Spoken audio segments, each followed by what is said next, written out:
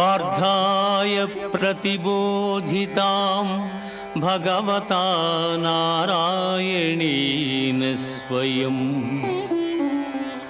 व्यासेन ग्रथितां पुराणमुनिना मध्ये महाभारतम्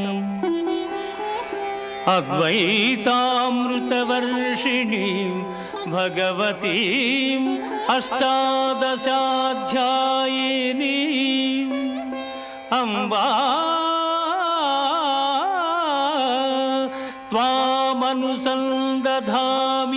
भगवद्गीते भवद्वेषिणीं भगवद्गीते भवद्वेषिणी।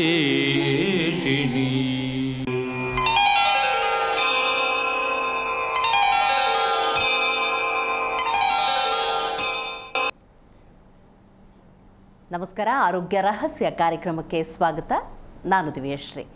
ಈ ಭೂಮಿ ಮೇಲೆ ಹುಟ್ಟಿದಂಥ ಹೆಣ್ಣು ಹೆಂಗಸು ಆಗಬೇಕು ಅನ್ನೋದಾದರೆ ಒಂದು ಕೂಸಿಗೆ ಜನ್ಮವನ್ನು ಕೊಡಬೇಕಾಗತ್ತೆ. ಆ ಸಂದರ್ಭದಲ್ಲೇ ಆ ಹೆಣ್ಣಿನ ಜೀವನ ಸಾರ್ಥಕ್ಯ ಭಾವವನ್ನು ತುಂಬೋದಕ್ಕೆ ಸಾಧ್ಯ.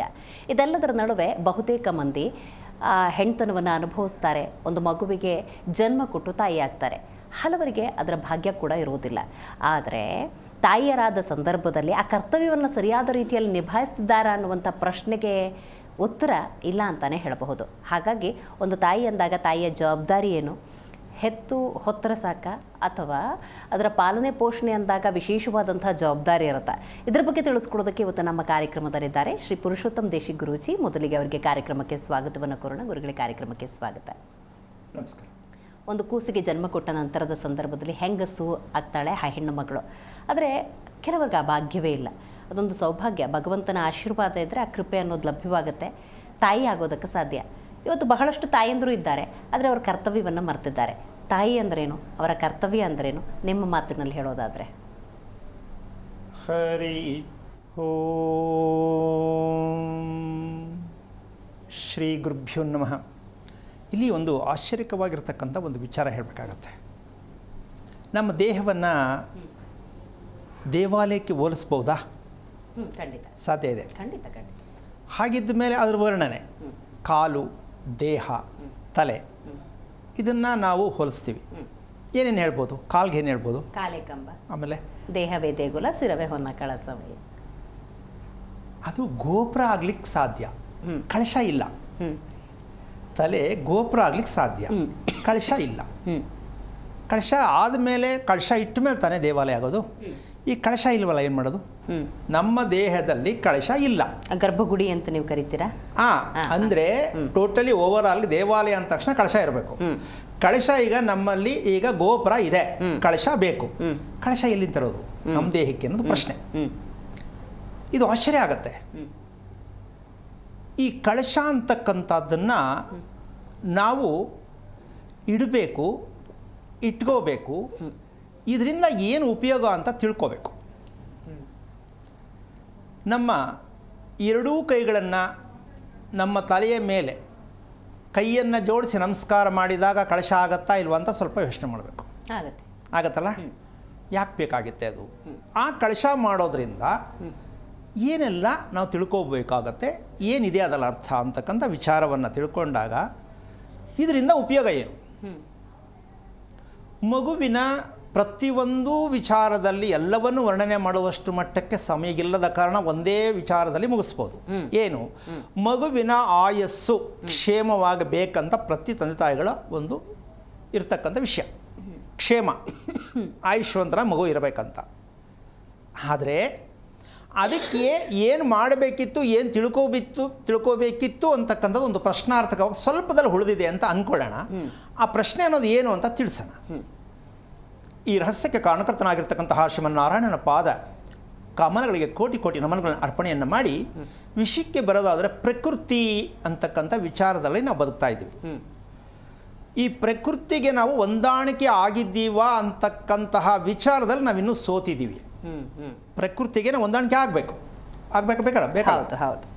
ಹಾಗಾದರೆ ಪ್ರಕೃತಿಯಲ್ಲಿ ಹೊಂದಾಣಿಕೆ ಅನ್ನೋದು ಕೆಲವರು ಒಂದು ಸಂದೇಶ ಬೇಕಲ್ಲ.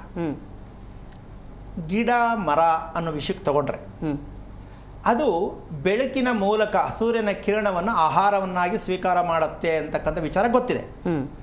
ಅದರ ಮೂಲ ಬೇರಲ್ಲಿದೆ ಅಂತ ಕೂಡ ಗೊತ್ತಿದೆ. ಈಗ ಪ್ರಕೃತಿಯನ್ನು ಒಂದು ಮಾಡ್ತಕ್ಕಂಥದ್ದು ಮರಗಿಡಗಳ ಮೂಲಕ ನಾವು ಕಲಿಯಬಹುದು, ಹೌದಲ್ಲ? ಹಾಗಿರಬೇಕಾದ್ರೆ ಪ್ರಕೃತಿಯಲ್ಲಿರ್ತಕ್ಕಂಥದ್ದನ್ನು ನಮ್ಮ ದೇಹಕ್ಕೆ ಹೇಗೆ ಹೊಂದಾಣಿಕೆ ಮಾಡಿಕೊಂಡಿದ್ದೀವಿ ಅಂತಕ್ಕಂಥ ಸತ್ಯವನ್ನು ತಿಳ್ಕೊಳ್ತಕ್ಕಂತಹ ಒಂದು ವಿಚಾರದಲ್ಲಿ ಸ್ವಲ್ಪ ನಾವು ಹಿಂದೆ ಇದ್ದೀವಾ ಅಥವಾ ಯೋಚನೆ ಮಾಡ್ತಾ ಇದ್ದೀವಾ ಅಂತಕ್ಕಂಥ ಒಂದು ವಿಷಯ. ಹಾಗಿರಬೇಕಾದ್ರೆ ಪ್ರಕೃತಿ ಹೊಂದಾಣಿಕೆ ಅಂತಕ್ಕಂಥದ್ದಕ್ಕೆ ಒಂದು ಪ್ರಶ್ನೆ ಏನು ಬರುತ್ತೆ ಅಂದರೆ, ಸೂರ್ಯ ಮತ್ತು ಚಂದ್ರ, ಈ ಸೂರ್ಯ ಚಂದ್ರನ ನಾವು ಹೊಂದಾಣಿಕೆ ಮಾಡ್ಕೋಬೇಕು ಪ್ರಕೃತಿದತ್ತವಾಗಿ. ಸೂರ್ಯ ಚಂದ್ರನ ನಮ್ಮ ದೇಹಕ್ಕೆ ಹೊಂದಾಣಿಕೆ ಮಾಡತಕ್ಕಂಥದ್ದು ಪ್ರಕೃತಿ ಹೊಂದಾಣಿಕೆ ಆಗತ್ತೆ. ಇದು ಆಗ್ತಾ ಇಲ್ಲ, ಆಗಿಲ್ಲ ಅನ್ನೋ ಒಂದು ಪ್ರಶ್ನೆ. ಯಾಕಾಗಿಲ್ಲ ಅನ್ನೋ ಪ್ರಶ್ನೆಗೆ ಉತ್ತರ ಕೊಡಬೇಕಾಗತ್ತೆ. ಇವರಿಬ್ಬರನ್ನು ನಾವು ಪಡ್ಕೋಬೇಕಾ ಬೇಡವಮ್ಮ? ಬೇಕು, ಪಡ್ಕೋಬೇಕಲ್ಲ. ಉಷ್ಣ ತಂಪು. ಆ ಪಡ್ಕೊಳ್ಳುವಂತಕ್ಕಂತಹ ವಿಧಿ ಅಂತಕ್ಕಂಥ ಕ್ರಮ ಅಂತಕ್ಕಂಥದ್ದು ಎಷ್ಟು ಮಟ್ಟಕ್ಕೆ ನಾವು ತಿಳ್ಕೊಂಡಿದ್ದೀವಿ ಅಂತಕ್ಕಂತಹ ವಿಚಾರಕ್ಕೆ ಈ ಮಗು ಮತ್ತು ನಮ್ಮ ದೊಡ್ಡವರ ತಂದೆ ತಾಯಿಯ ಕರ್ತವ್ಯದಲ್ಲಿ ಒಂದು ವಿಚಾರ ಬರುತ್ತೆ. ಏನಪ್ಪ ಅಂದರೆ, ಮಗುವಿನ ಕ್ಷೇಮ, ಆಯಸ್ಸು, ಅಭಿವೃದ್ಧಿ ಪ್ರತಿಯೊಂದು ಬರ್ತಕ್ಕಂಥ ಒಂದು ವಿಚಾರದಲ್ಲಿ ಸರಿಯಾದ ಏಕಕಾಲದಲ್ಲಿ ಒಂದೇ ಸಮಯಕ್ಕೆ ಮಗು ಮಲಗೋ ಅಭ್ಯಾಸ ಬೇಕು. ಹೌದು, ಹೌದಲ್ಲ? ಎಲ್ಲ ಸಿಕ್ಬಿಡುತ್ತೆ. ಈಗ ಮಕ್ಕಳ ವಿಷಯದಲ್ಲಿ ಈ ವಿಚಾರದಲ್ಲಿ ಎಷ್ಟು ಮನೆಗಳಲ್ಲಿ ಗಲಾಟೆ ನಡೆಯುತ್ತೆ ಅಂತ ಸ್ವಲ್ಪ ಯೋಚನೆ ಮಾಡಬೇಕು. ಬಹುತೇಕ 199.9. ಈಗ ಹಾಗಿದ್ದ ಮೇಲೆ ಎಲ್ಲಿ ಫೇಲ್ ಆಯ್ತಿದು? ಮಗು ಏಕಕಾಲದಲ್ಲಿ ಒಂದೇ ಸಮಯಕ್ಕೆ ಮಲಗಬೇಕು. ಮಗು ಅಲ್ಲ, ಯಾರೇ ಆಗಲಿ ಮಲಗಬೇಕು. ಹೌದು, ಇದು ನಮ್ಮ ಪ್ರಕೃತಿಗೆ ಹೊಂದಾಣಿಕೆ ಆಗಿದೆ ಅಂತ ಅರ್ಥ. ಅದು ಆಗಿಲ್ಲ ಅಂದರೆ ನಾವು ಪ್ರಕೃತಿಗೆ ಹೊಂದ್ಕೊಂಡೇ ಇಲ್ಲ ಅಂತ ಅರ್ಥ. ಮಾತಾಡ್ಬೋದು, ಪುಸ್ತಕ ಓದ್ಬೋದು, ಇನ್ನೊಬ್ಬರಿಗೆ ಹೇಳ್ಕೊಡ್ಬೋದು, ಅಷ್ಟೇ ವಿನಃ ನಾವು ಹೊಂದಾಣಿಕೆ ಆಗಿಲ್ಲ ಅಂತಕ್ಕಂತಹ ಒಂದು ವಿಚಾರಕ್ಕೆ ನಾವು ಯೋಚನೆ ಮಾಡಬೇಕಾಗೋದಕ್ಕಿಂತ ಹೆಚ್ಚಾಗಿ ಅರ್ಥ ಮಾಡ್ಕೋಬೇಕಾಗತ್ತೆ. ಈ ಏಕಕಾಲದಲ್ಲಿ ನಿದ್ದೆ ಬರದೇ ಇರತಕ್ಕಂಥ ಕಾರಣ ಎಲ್ಲಿಂದ ಬರುತ್ತೆ? ಮಗು ಯಾಕದು ಬಗ್ತಾ ಇಲ್ಲ, ಆ ಒಂದು ಸ್ಪಂದಿಸ್ತಾ ಇಲ್ಲ ಅನ್ನೋದ ಕಾರಣ ತಂದೆ ತಾಯಿ ಮೂಲ ಕಾರಣಕರ್ತರಾಗಿರ್ತಾರೆ. ಮಗುವಿನ ಅದಕ್ಕೇನು ಹೇಳ್ಬೋದು ನಾವು ಅಂದರೆ, ಮಗುಗೆ ತುಂಬ ಒಳ್ಳೆಯ ಸಂಸ್ಕಾರವನ್ನು ಕಲಿಸ್ಬೇಕು ಅಂತ ಬಾಯಲ್ಲಿ ಹೇಳೋ ನಾವು ಸಂಸ್ಕಾರ ಕಲಿಸೋದಕ್ಕಿಂತ ಹೆಚ್ಚಾಗಿ ಮಗು ಎಲ್ಲಿ ದಾರಿ ತಪ್ಪಿದೆ ಅದಕ್ಕೆ ಉತ್ತರ ಬೇಕು. ಹೌದು, ಇದಕ್ಕೆ ಕಾರಣ ನಮ್ದು ಎಷ್ಟು ಮಟ್ಟಕ್ಕೆ ಸರಿ ಅಂತಕ್ಕಂಥ ಒಂದು ವಿಚಾರಕ್ಕೆ ಬರುತ್ತೆ. ಈ ಸೂರ್ಯ ಅಂತಕ್ಕಂತಹ ಒಂದು ವಿಷಯಕ್ಕೆ ಹೋದಾಗ, ಬೆಳಗಿನ ಚಂದ್ರ ಹೋಗಿ ಅಂದರೆ ಕೊನೆಯ ಭಾಗ, ಹೌದು, ಚಂದ್ರನ ಕೊನೆಯ ಭಾಗ, ಸೂರ್ಯನ ಮೊದಲನೇ ಭಾಗ, ಪ್ರಥಮ ಭಾಗ, ಇದಕ್ಕೆ ಸಾಯಂಕಾಲಕ್ಕೆ ಆಪೋಸಿಟ್ ಮಾಡ್ಕೋಬೇಕು. ಸಂಧ್ಯಾ ಸಮಯದಲ್ಲಿ ಅಲ್ವಾ? ಈಗ ಬೆಳಗ್ಗೆ ಏನು ಕೇಳಿದ್ವು ನಾವು? ಸೂರ್ಯ ಪ್ರಾರಂಭ, ಚಂದ್ರ ಕೊನೆಯ ಭಾಗ. ಸಾಯಂಕಾಲಕ್ಕೇನು? ಸೂರ್ಯ ಮುಳುಗೋದು, ಚಂದ್ರನ ಉದಯ. ಈ ಎರಡನ್ನ ಸಂಧ್ಯಾ ಅಂತ ಹೇಳ್ತಾರೆ. ಇದನ್ನು ನಾವು ಬಳಸ್ತಾ ಇದ್ದೀವಾ, ಬಳಸಿಲ್ಲ? ಬಳಸ್ತಾ ಇರ್ಬೋದು ಅಂತ ಒಪ್ಕೋಬೋದಮ್ಮ. ಈ ಎರಡು ಸಮಯವನ್ನು ಮಹಿಳೆಯಾದವರಿಗೆ, ಅಂದರೆ ಇಬ್ಬರು ಬೇಕಲ್ಲಿ, ಕೊನೆ ಪಕ್ಷ ಮಹಿಳೆಯಾದವರು ಇದನ್ನು ಬಳಸೋಕ್ಕಾಗಿದೆಯಾ? ಈ ಸಮಯವನ್ನು ಬಳಸೋಕ್ಕಾಗಿದೆಯಾ? ಬಹುತೇಕ ಇಲ್ಲ ಅನ್ಕೋ. ಇಲ್ಲ ಅಲ್ಲ? ಹಾಗಿದ್ದ ಮೇಲೆ ಏನು ಕೊರತೆ ಆಗುತ್ತಲ್ಲಿ? ಬಳಸ್ತಿಲ್ಲ ಸ್ವಾಮಿ, ನಮ್ಗೆ ಟೈಮ್ ಇಲ್ಲ, ನಮ್ಗೆ ನಂಬಿಕೆ ಇಲ್ಲ, ಗೊತ್ತಿಲ್ಲ. ಓಕೆ, ಫೈನ್, ಯಾವುದೋ ಒಂದು ಆಗಿರಲಿ. ಹಾಗಿದ್ದ ಮೇಲೆ ಇಲ್ಲಿ ಏನು ಕೊರತೆ ಆಗುತ್ತೆ? ಹೆಣ್ಣಿಗೆ ನಕ್ಷತ್ರಗಳು 27. ಓಕೆ, ಹೌದಲ್ಲ? ಹೆಣ್ಣಿನ ಪ್ರತಿ ತಿಂಗಳ ರಜದ ಸಮಯ 27 ದಿನ. ಇದೆರಡೂ ಹೊಂದಾಣಿಕೆ ಆಗಲಿಲ್ಲ ಅಂದರೆ ಆ ಹೆಣ್ಣಿನಲ್ಲಿ ಇರ್ತಕ್ಕಂಥ ಪ್ರಕೃತಿ ನಿಯಮ ಕೆಟ್ಟಿದೆ. ಊಟ ಮಾಡೋದಿರ್ಬೋದು, ಮಲಗೋದಿರ್ಬೋದು, ಏನೇ ಆಗಿರ್ಬೋದು, ಹೆಣ್ಣಿನ ಪ್ರಕೃತಿ ದತ್ತವಾಗಿರ್ತಕ್ಕಂಥ ದೇಹ ಸ್ಥಿತಿ ಕೆಟ್ಟಿದೆ. ಈಗ ಇದು ಕೆಟ್ಟಿದೆ ಅಂದ ಮೇಲೆ ಮಗುವನ್ನು ಪಡೆಯೋದಕ್ಕೆ ಅರ್ಹತೆಯನ್ನು ಪಡ್ಕೊಳ್ತಕ್ಕಂಥದ್ದು ಎಷ್ಟು ಮಟ್ಟಿಗಿರುತ್ತೆ? ಈ ಪ್ರಶ್ನೆ ಬೇಕಾಗುತ್ತಾ ಬೇಡವಾ? ಯಾವತ್ತಿದು ರಿಪೇರಿ ಆಗೋದು? ಅಲ್ಲ, ನಕ್ಷತ್ರ 27 ಶಾಸ್ತ್ರ ಕೇಳ್ತೀರಾ, ಮಗುಗೆ ನಕ್ಷತ್ರ ಏನು ಬರುತ್ತೆ ಅಂತ. ಆದರೆ ಆ 27ನೇ ದಿನಕ್ಕೆ ಯಾಕೆ ಆಗ್ತಾ ಇಲ್ಲ, ಆಗಕ್ಕಾಗ್ತಾ ಇಲ್ಲ ಅನ್ನೋ ಪ್ರಶ್ನೆಗೆ ಉತ್ತರ ಇನ್ನೂ ಸಿಕ್ಕಿಲ್ಲ. ಈ ಕೊರತೆ ಇದೆಯಲ್ವಾ? ಹೌದಾ ಅಲ್ವಾ? ಈ ಕೊರತೆ ನೀಗಿಸೋದು ಯಾವಾಗ? ಅಂದರೆ ಇವೆಲ್ಲ ಕಟ್ಕೊಳಕ್ಕಾಗತ್ತಾ, ಈ ಕಾಲದಲ್ಲಿ ಅದೆಲ್ಲ ನಡೆಯುತ್ತಾ ಅಂತಕ್ಕಂಥ ವಿಚಾರಕ್ಕೆ ಹೋದಾಗ ಏನು ಕೇಳಬಾರ್ದು, ಹಾಗೆ ಬದುಕಬೇಕು. ಬದುಕು ಅಂತಕ್ಕಂಥದ್ದು ಹೀಗೇ ಇರಬೇಕು ಅಂತಕ್ಕಂಥದ್ದು, ಸಾಧನೆ ಬೇಕು ಅಂತಕ್ಕಂಥದ್ದು, ಸಾಧನೆ ಅಂತ ಹೇಳ್ತಕ್ಕಂಥದ್ದು ಅವ್ರಿಗೆ. ಅದರಲ್ಲೂ ಹೆಣ್ಣಿಗೆ ಅದು ತಪ್ಪಿದೆ ಅನ್ನೋದಕ್ಕೆ ಗುರ್ತೇನು? ತಾಯಿಯಾದವಳಿಗೆ ಅದು ತಪ್ಪಿದೆ, ಋತು ವ್ಯತ್ಯಾಚಾರದಲ್ಲಿ ತಪ್ಪಿದೆ ಅನ್ನೋದಕ್ಕೆ ಒಂದು ಗುರುತು ಬೇಕು. ಯಾವುದು? ಕೋಪ. ಅದು ಕೆಟ್ಟಿದೆ ಅಂದರೆ ಹೆಣ್ಣು ಕೋಪ ಸದಾ ಬರ್ತಾನೆ ಇರುತ್ತೆ. ಅದರಿಂದ ಕೋಪ ಬಂತು ಅಂದರೆ ಬೇಜಾರು ಬಂದೇ ಬರುತ್ತೆ. ಅಂದಮೇಲೆ ಮಗು ಎಷ್ಟರ ಮಟ್ಟಕ್ಕೆ ಪಡೆಯೋದಕ್ಕೆ ಅರ್ಹತೆ ಪಡ್ಕೊಂಡಿದ್ದಾರೆ. ಈಗ ಇದಕ್ಕೆ ಸರ್ಟಿಫಿಕೇಟ್ ಎಲ್ಲಿಂದ ತರೋದು?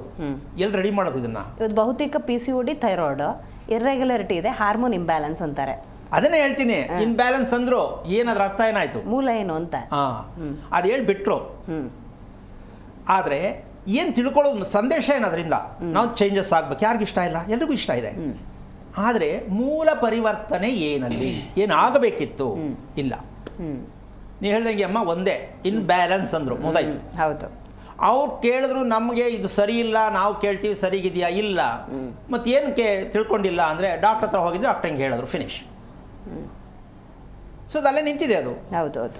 ಈಗ ಒಳ್ಳೆಯ ಕ್ಷೇಮವಾಗಿರ್ತಕ್ಕಂತಹ ಮಕ್ಕಳನ್ನು ಪಡಿತಕ್ಕಂಥದ್ದಕ್ಕೆ ನಾವು ಹಾಗಂತ ಹೆಣ್ಣು ಸೂಕ್ತವಾಗಿಲ್ಲ ಅನ್ನೋ ಪ್ರಶ್ನೆ ಯಾರು ಬೇಜಾರು ಮಾಡ್ಕೋಬೇಡಿ. ಆರೋಗ್ಯದಾಯಕವಾಗಿ ಕ್ಷೇಮದಾಯಕವಾಗಿರ್ತಕ್ಕಂಥ ಮಗುವನ್ನು ಪಡೀಲೇಬೇಕು ಅಂತ ಪ್ರತಿ ಹೆಣ್ಣಿಗೂ ಅವಶ್ಯಕತೆ ಇದೆ. ಆದರೆ ಪಡೆಯೋಕ್ಕಾಗ್ತಾ ಇಲ್ವೇ? ಈಗ ಮಾತು ಕೇಳ್ತಾ ಇಲ್ಲ, ಬರೀ ಕೋಪ ಮಾಡುತ್ತೆ ಅಂತ ಎಷ್ಟು ಜನ ಕಂಪ್ಲೇಂಟ್ ಹೇಳೋದಮ್ಮ? ಯಾವ ಕುಟುಂಬದಲ್ಲಿ ತಗೊಳ್ಳಿ ತಾಯಿ, ಹೌದಾ? ಪ್ರತಿಯೊಬ್ಬರು ಕಂಪ್ಲೇಂಟು, ನನ್ನ ಮಗ ನನ್ನ ಮಗಳು ಹೇಳಿದ ಮಾತು ಕೇಳಲ್ಲ. ಹೌದು, ಹೌದಾ? ಹಾಗಿರಬೇಕಾದ್ರೆ ಮದುವೆ ಆಗೋದಕ್ಕಿಂತ ಮುಂಚಿತವಾಗಿ ಹೆಣ್ಣು ತಾಯ್ತನಕ್ಕೆ ಸಿದ್ಧತೆ ಆಗಿದ್ದಾಳೆ ಅಂತಕ್ಕಂತಹ ಒಂದು ಸರ್ಟಿಫಿಕೇಟ್ ಸಿಕ್ಕಿರುತ್ತೆ, ಹೌದಾ? ಆದರೆ ಅದಾಗಲಿಲ್ಲ, ಬೈ ಮಿಸ್ ಏನೋ ಆಯಿತು ಅಂತ ಹೇಳಿಕೊಂಡು ಮದುವೆ ಮಾಡೋ ಹಾಗಿಲ್ಲ. ಇದಕ್ಕೆ ಪೂರ್ಣವಾಗಿ ಸಿದ್ಧತೆ ಹೆಣ್ಣು ಮಾನಸಿಕವಾಗಿ ದೈಹಿಕವಾಗಿ ಪ್ರತಿ ತಿಂಗಳು ಕರೆಕ್ಟ್ ಟೈಮ್ಗೆ ಆಗ್ತಕ್ಕಂತಹ ಸಿದ್ಧತೆ ಇಲ್ಲ ಅಂದರೆ ಮದುವೆಗೆ ಸೂಕ್ತವಾದ ವಿಚಾರ ಇಲ್ಲ. ನೀವು ಕುಂಡ್ಲಿ ತೋರಿಸೋದು, ಜಾತಕ ತೋರಿಸೋದು, ಗಣಕೂಟ ಕೇಳೋದು ಅದು ಎರಡನೇ ವಿಷಯ. ದೇಹದಲ್ಲಿರುವ ಪ್ರಕ್ರಿಯೆ, ಪ್ರಕೃತಿದತ್ತವಾಗಿರ್ತಕ್ಕಂಥ ವಿಚಾರಗಳು, ದೇಹಕ್ಕೆ ಬೇಕಾದಂಥ ಶಕ್ತಿ, ಮನಸ್ಸಿಗೆ ಬೇಕಾದಂಥ ಶಕ್ತಿ ಅದೇ ಇಲ್ಲ ಅಂದರೆ ನಿಮ್ಮ ಕುಂಡಲಿ ಜಾತಗಳನ್ನ ಎಲ್ಲಿ ತಗೊಂಡು ಹೋಗೋದು? ನಾವು ಹಿಂಗೇನು ಮಾಡ್ಕೊಂಡು ಬಂದಿದ್ದೀವಲ್ಲ, ಹೌದು, ಇದನ್ನೇ ಮದುವೆ ಅಂತ ಮಾಡ್ತಾ ಇದ್ದೀವಲ್ಲ. ಹಾಗಿರ್ಬೇಕಾದ್ರೆ ಏನು ಅರ್ಥ ಇದೆ ಇದರಲ್ಲಿ? ಅದಕ್ಕೊಂದು ಸಣ್ಣ ಉದಾಹರಣೆ ಏನಪ್ಪ ಅಂದರೆ, ಈ ತಪ್ಪನ್ನು ನಾವು ಯಾಕೆ ಮಾಡಬೇಕು ಮಾಡ್ತಾ ಇದ್ದೀವಿ ಅಂದರೆ, ಮದುವೆ ಆಗ್ತಕ್ಕಂತಹ ವಿಚಾರದಲ್ಲಿ ಅಮ್ಮ ಇವಾಗ ತಾಳಿ ಎಂದರೇನು, ಮಾಂಗಲ್ಯ ಎಂದರೇನು ಪ್ರಶ್ನೆ ಬರುತ್ತೆ. ತಾಳಿ ಎಂದರೇನು, ಮಾಂಗಲ್ಯ ಎಂದರೇನು ಅಂದರೆ ಹೆಣ್ಣಿಗೆ ಕೇಳೋದು ಏನು ಹೇಳ್ಬೋದು? ಏನು ತಾಳಿ ಎಂದರೇನು, ಮಾಂಗಲ್ಯ ಏನು? ಅದಕ್ಕೆ ಅರ್ಥ ಗೊತ್ತಾದ ಏನೋ ಅರ್ಥ ಆಗ್ಬೋದೇನೋ ಅಂತ ಅನ್ಕೋತೀನಿ ನಾನು. ತಾಳಿ ಅಂತಕ್ಕಂಥದ್ದು ಅಲ್ಲೇ ಇದೆ ಉತ್ತರ. ತಾಳಿ ಅಷ್ಟೇ, ತಾಳ್ಮೆಗೆ ತಾಳಿ. ಇದು ಬರಬೇಕು ಹೆಣ್ಣಿಗೆ ಅಂತ ಬಂದಿದೆಯಾ? ಸೊ ಯಾಕೆ ಬಂದಿಲ್ಲ? ಹಾಗಿರ್ಬೇಕಾದ್ರೆ ಮಾಂಗಲ್ಯ ಅಂತ ಯಾಕೆ ಹೇಳಬೇಕು? ಮಾಂಗಲ್ಯ ಅಂತ ಯಾಕೆ ಹೇಳಬೇಕು? ಅದಕ್ಕೆ ಅರ್ಥ ಏನು? ಈ ಮಾಂಗಲ್ಯಕ್ಕೆ ಅರ್ಥ ಮಂಗಳಕರವಾದದ್ದು, ಮಂಗಳಕರವಾದದ್ದಕ್ಕೆ ಮಾಂಗಲ್ಯ. ಹೌದು, ಹೌದಲ್ಲ? ಈ ಮಂಗಳಕರವಾದದ್ದು ಯಾವುದು? ವಾಸದ ಮನೆ. ಮನೆಯೇ ಮಾಂಗಲ್ಯ ಸತ್ಯವಾದ ವಿಚಾರವೇ ಹೊರತು ಮದುವೆಯೇ ಮಾಂಗಲ್ಯ ಅಲ್ಲ. ಓಕೆ. ಮದುವೆಯ ಒಂದು ಸಂಕೇತ ಯಾವುದು ಅಂದರೆ ಮಾಂಗಲ್ಯ ಅಂತ ಅಂದ್ಕೊಂಡಿದ್ದೀವಿ ನಾವು. ಈ ತಪ್ಪೇ ಇನ್ನೂ ನಮ್ಗೆ ಅದನ್ನು ಅರ್ಥ ಆಗಿಲ್ಲ. ಮನೆ ಮೂಲ ಹಂಗಾದ್ರೆ ಮನೆಯೇ ಮಾಂಗಲ್ಯ, ಹೆಣ್ಣಿಗೆ ಮದುವೆಯೇ ಮಾಂಗಲ್ಯ ಅಲ್ಲ. ಹಾಗಿರ್ಬೇಕಾದ್ರೆ ಆ ರೀತಿ ಆಗಿರ್ಬೇಕಾದ್ರೆ ಬೇಕಾದಷ್ಟು ಪರಿವರ್ತನೆ ಆಗ್ಬೋದಾಗಿತ್ತು. ಮಾಂಗಲ್ಯ ಬಿದ್ದಾದ್ಮೇಲೆ ಬದುಕು ಚೆನ್ನಾಗಬೇಕು. ಮಾಂಗಲ್ಯ ಕಟ್ಟಿದ ತಕ್ಷಣ ಹೆಣ್ಣು ಚೇಂಜ್ ಆಗ್ಬೋದಾಗಿತ್ತು, ಯಾಕಾಗಿಲ್ಲ? ಈ ಪ್ರಶ್ನೆಗೆ ಇನ್ನೂ ಉತ್ತರ ಸಿಕ್ಕಿಲ್ವಾ, ಗೊತ್ತಾಗ್ತಾ ಇಲ್ವಾ ಅಂತ ನನಗೆ ಗೊತ್ತಾಗ್ತಾ ಇಲ್ಲ. ಅರೆ ನಾವೇನು ಮಾಡ್ತೀವಿ, ಮದುವೆ ಮಾಡ್ತೀವಿ, ಏನೇ ವಿಚಾರ ಮಾಡಿ ಅದಕ್ಕೆ ಅರ್ಥ ಗೊತ್ತಿದೆಯಾ? ತಿಳಿಸ್ಬೇಕಾ ಬೇಡವಮ್ಮ? ಮಂಗಳಕರವಾದದ್ದು ಅನ್ನೋದು ಏನಕ್ಕೆ ಕೇಳೋಕ್ಕೆ? ಪ್ರತಿದಿನ ಶುಭ ಆಗೋದಕ್ಕೆ. ಮನೆಯಲ್ಲಿ ಪ್ರತಿದಿನ ಶುಭ ಯಾರು ಕೇಳಲ್ಲ? ಕೇಳ್ತಾರೆ. ಎಲ್ಲಿ ಶುಭ ಆಗಿದೆ? ಇಲ್ಲಿ ಪುರೋಹಿತರು ಬರೆಯೋದು ಶುಭ ಆಗಿದೆ ಪೆನ್ನು ಪೇಪರಲ್ಲಿ. ಪ್ರತಿಯೊಬ್ಬರಿಗೂ ಮನೇಲಿ ಶುಭ ಆಗಬೇಕು ಅನ್ನೋ ಮನಸ್ಸಿದೆ, ಆದ್ರೆ ವಿಚಾರ ಗೊತ್ತಿಲ್ಲ. ಈಗ ಶುಭ ಎಲ್ಲಿ ಅಂದರೆ ಪುರೋಹಿತರು ಪೆನ್ನಲ್ಲಿ ಪೇಪರಲ್ಲಿ ಇದೆ. ದೋಷ ಪರಿಹಾರ ಅದೇ ಹೇಳ್ತೀನಲ್ಲ, ಅವರು ಶುಭ ಅಂತ ಬರೀತಾರಲ್ಲ ಅದನ್ನು ಇಟ್ಕೊಂಡು ಕಣ್ಣು ಗೊತ್ಕೊಳ್ಳುವಂಥ ಪ್ರಶ್ನೆನೇ ಇಲ್ಲ. ಯಾಕೆನ್ನೋದು ಸುಳ್ಳು. ಏನು ಸುಳ್ಳು? ಬರ್ದಿರೋ ಸುಳ್ಳ, ತಿಳ್ಕೊಂಡಿರೋ ಸುಳ್ಳ, ಅದು ಅವರೇ ಪ್ರಶ್ನೆಗೆ ಉತ್ತರ ಹಾಕೋಬೇಕು, ನಾವು ಹೇಳೋಕ್ಕಾಗಲ್ಲ. ಅಂತೂ ಒಂದಂತೂ ಸತ್ಯ, ಶುಭ ಅಂತಕ್ಕಂಥದ್ದು, ಶುಭವಾದ ಸಮಯ ಅಂತಕ್ಕಂಥದ್ದು ಯಾವ ಕಾರಣಕ್ಕೂ ಪೆನ್ನಿನಲ್ಲಿ ಬರವಣಿಗೆಯಿಂದ ಬರಿತಕ್ಕಂಥದ್ರಿಂದ ಕೇಳ್ತಕ್ಕಂಥದ್ರಿಂದ ಶುಭ ಇಲ್ಲಿವರೆಗೂ ಸಿಕ್ಕಿಲ್ಲ, ಸಿಗೋದೂ ಇಲ್ಲ. ಯಾಕೆ? ಅದಕ್ಕೂ ಸಂಬಂಧನೇ ಇಲ್ಲ. ನಂಬಿಕೆ ಮೇಲೆ ನಿಂತಿದೆ ಅಷ್ಟೇ. ನಾವು ಹೇಳಿದ್ಮೇಲೆ ಒಳ್ಳೇದಾಗುತ್ತೆ ಹೋಗ್ರಿ. ಎಷ್ಟು ಜನಕ್ಕೆ ಒಳ್ಳೇದಾಗಿದೆ? ಈ ಪ್ರಶ್ನೆ ಹಾಕೋಬೇಕಲ್ಲ. ಹೌದು. ಈಗ ಅವ್ರು ಹೇಳ್ತಿರೋದು ತಪ್ಪು ಅಂತ ನಾವು ಹೇಳೋದು ಬೇಡ. ಅವ್ರು ಏನೋ ಅವ್ರು ಕಲ್ತಿದ್ದು ಅವ್ರು ಹೇಳಿ. ನಮಗದು ಒಳ್ಳೇದಾಗಿದೆಯಾ? ಆಗಿಲ್ಲ ಅಂದಮೇಲೆ ನಾವೇನು ಮಾಡಬೇಕೀಗ? ಬದಲಾವಣೆ ಆಗಬೇಕು. ಇಲ್ಲಿ ಏನೋ ತಪ್ಪಾಗ್ತಾ ಇದೆ ಅಂತ ನಾವು ಬೇರೆಯವ್ರ ಮೇಲೆ ಹೋಗಿ ಬೀಳ್ತೀವಿ. ಅವ್ರ ನಂಬಿಕೆ ಕೆಡಿಸ್ಬಿಟ್ಟು, ನೋಡಿ ನಮ್ಗೆ ಹೇಳ್ಬಿಟ್ಟು ಹಿಂಗೆ ತಪ್ಪದಾರಿ ಇಡಿಸ್ಬಿಟ್ರು, ದುಡ್ಡು ಇಸ್ಕೊಂಡ್ರು, ಸುಳ್ಳು ಹೇಳ್ಬಿಟ್ರು ಅಂತ ಹೇಳುವಂಥದ್ದು ಆಗಿದೆಯೇ ಹೊರತು ಇದು ನಮ್ಮ ಕರ್ತವ್ಯ. ನಾವು ಬದಲಾವಣೆ ಆಗಬೇಕು ಅಂತಕ್ಕಂಥದ್ದನ್ನು ನಾವು ತಗೊಂಡಿಲ್ಲ. ಆ ಬದಲಾವಣೆ ಆಗಬೇಕು ಅಂತಕ್ಕಂಥದ್ದೇ ನಾವು ತೋರಿಸ್ತಾ ಇರ್ತಕ್ಕಂಥ ಆರೋಗ್ಯದ ರಹಸ್ಯ. ನಾವು ಹುಷಾರು ತಪ್ಪಿದ್ರೆ ಮಾತ್ರ ಅಂತ ತಿಳ್ಕೊಂಡಿದ್ದೀವಿ. ಅಲ್ಲ, ಪ್ರತಿ ಕ್ಷಣನೂ ಕೂಡ ನಾವು ತಪ್ತಾನೇ ಇದ್ದೀವಿ. ಆರೋಗ್ಯವನ್ನು ನಾವು ಎಲ್ಲೋ ಅಂತೀವಿ. ಇಲ್ಲ, ನಮ್ಮ ಮನಸ್ಸಿಗೆ ಬೇಕಾಗಿರ್ತಕ್ಕಂತಹ ಒಂದು ವಿಚಾರಕ್ಕೆ ಬಂದರೆ ನಾವು ಉಸಿರಾಡ್ತಾ ಇದ್ದೀವಿ. ಏನಕ್ಕೆ ಅಂತ ಕೇಳಿದ್ರೆ ಉತ್ತರ ಏಮ್ಮ? ನಾವು ಉಸಿರಾಡ್ತಾ ಇದ್ದೀವಿ ಏನಕ್ಕೆ ಅಂದರೆ ಬದುಕೋದಿಕ್ಕೆ. ಹೌದು, ನಿಜವಾಗಲೂ ಅಲ್ಲ. ಅದಕ್ಕೆ ನಿಜವಾದ ಅರ್ಥ ನೆಮ್ಮದಿಯಾಗಿ ಇರುವುದಕ್ಕೆ ಉಸಿರಾಟ ಆಡ್ತಾ ಇದ್ದೀವಿ ಅಂತ ಸತ್ಯ ಗೊತ್ತಾಗಿದೆಯಾ? ನಾವೇನಾಗಿರ್ಬೇಕು? ನೆಮ್ಮದಿಯಾಗಿರಬೇಕು. ಆ ನೆಮ್ಮದಿಯಾಗಿರೋದಕ್ಕೆ ಉಸಿರಾಟ ಯಾವುದು ಗೊತ್ತಿಲ್ಲ.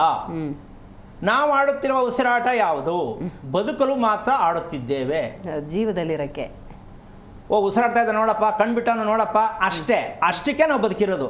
ಅಂದರೆ ಯೋಚನೆ ಮಾಡಮ್ಮ, ನಮಗೆ ಶುಭ ಎಲ್ಲಿಂದ ಬರುತ್ತೆ? ನಮ್ಮ ದೇಹಕ್ಕೆ, ನಮ್ಮ ಮನಸ್ಸಿಗೆ ಬೇಕಾಗಿರ್ತಕ್ಕಂತಹ ಒಂದು ಸಾಧನೆ ಅಂತ ಹೇಳ್ತಕ್ಕಂಥ ನಾವುಗಳು ನಮ್ಮ ಉಸಿರಾಟದಲ್ಲಿ ಆಗಲಿ, ನಾವು ತಿಳ್ಕೊಂಡಿರ್ತಕ್ಕಂಥ ವಿಚಾರದಲ್ಲಾಗಲಿ ನಾವು ಎಷ್ಟು ಮಟ್ಟಕ್ಕೆ ಇನ್ನೂ ಹಿಂದೆ ಇದ್ದೀವಿ ಅಂತಕ್ಕಂಥ ಒಂದು ಸತ್ಯವನ್ನು ಅರ್ಥ ಮಾಡಿಕೊಂಡಾಗ ಜೀವನದ ಒಂದು ಮೌಲ್ಯ, ಜೀವನದ ಒಂದು ಸಾಧನೆ ಅಂತ ಪ್ರತಿಯೊಬ್ಬರಿಗೂ ಗೊತ್ತಾಗತ್ತೆ. ಗೊತ್ತಾದಾಗ ಮಕ್ಕಳಿಗೆ ಬುದ್ಧಿ ಹೇಳೋ ಅವಶ್ಯಕತೆ ಇಲ್ಲ. ನಾವು ಮಕ್ಕಳಿಗೆ ಬುದ್ಧಿ ಹೇಳೋದ್ರಲ್ಲೇ ಕಾಲ ಕಳೀತಾ ಇದ್ದೀವಿ. ಹೌದು ತಾನೆ?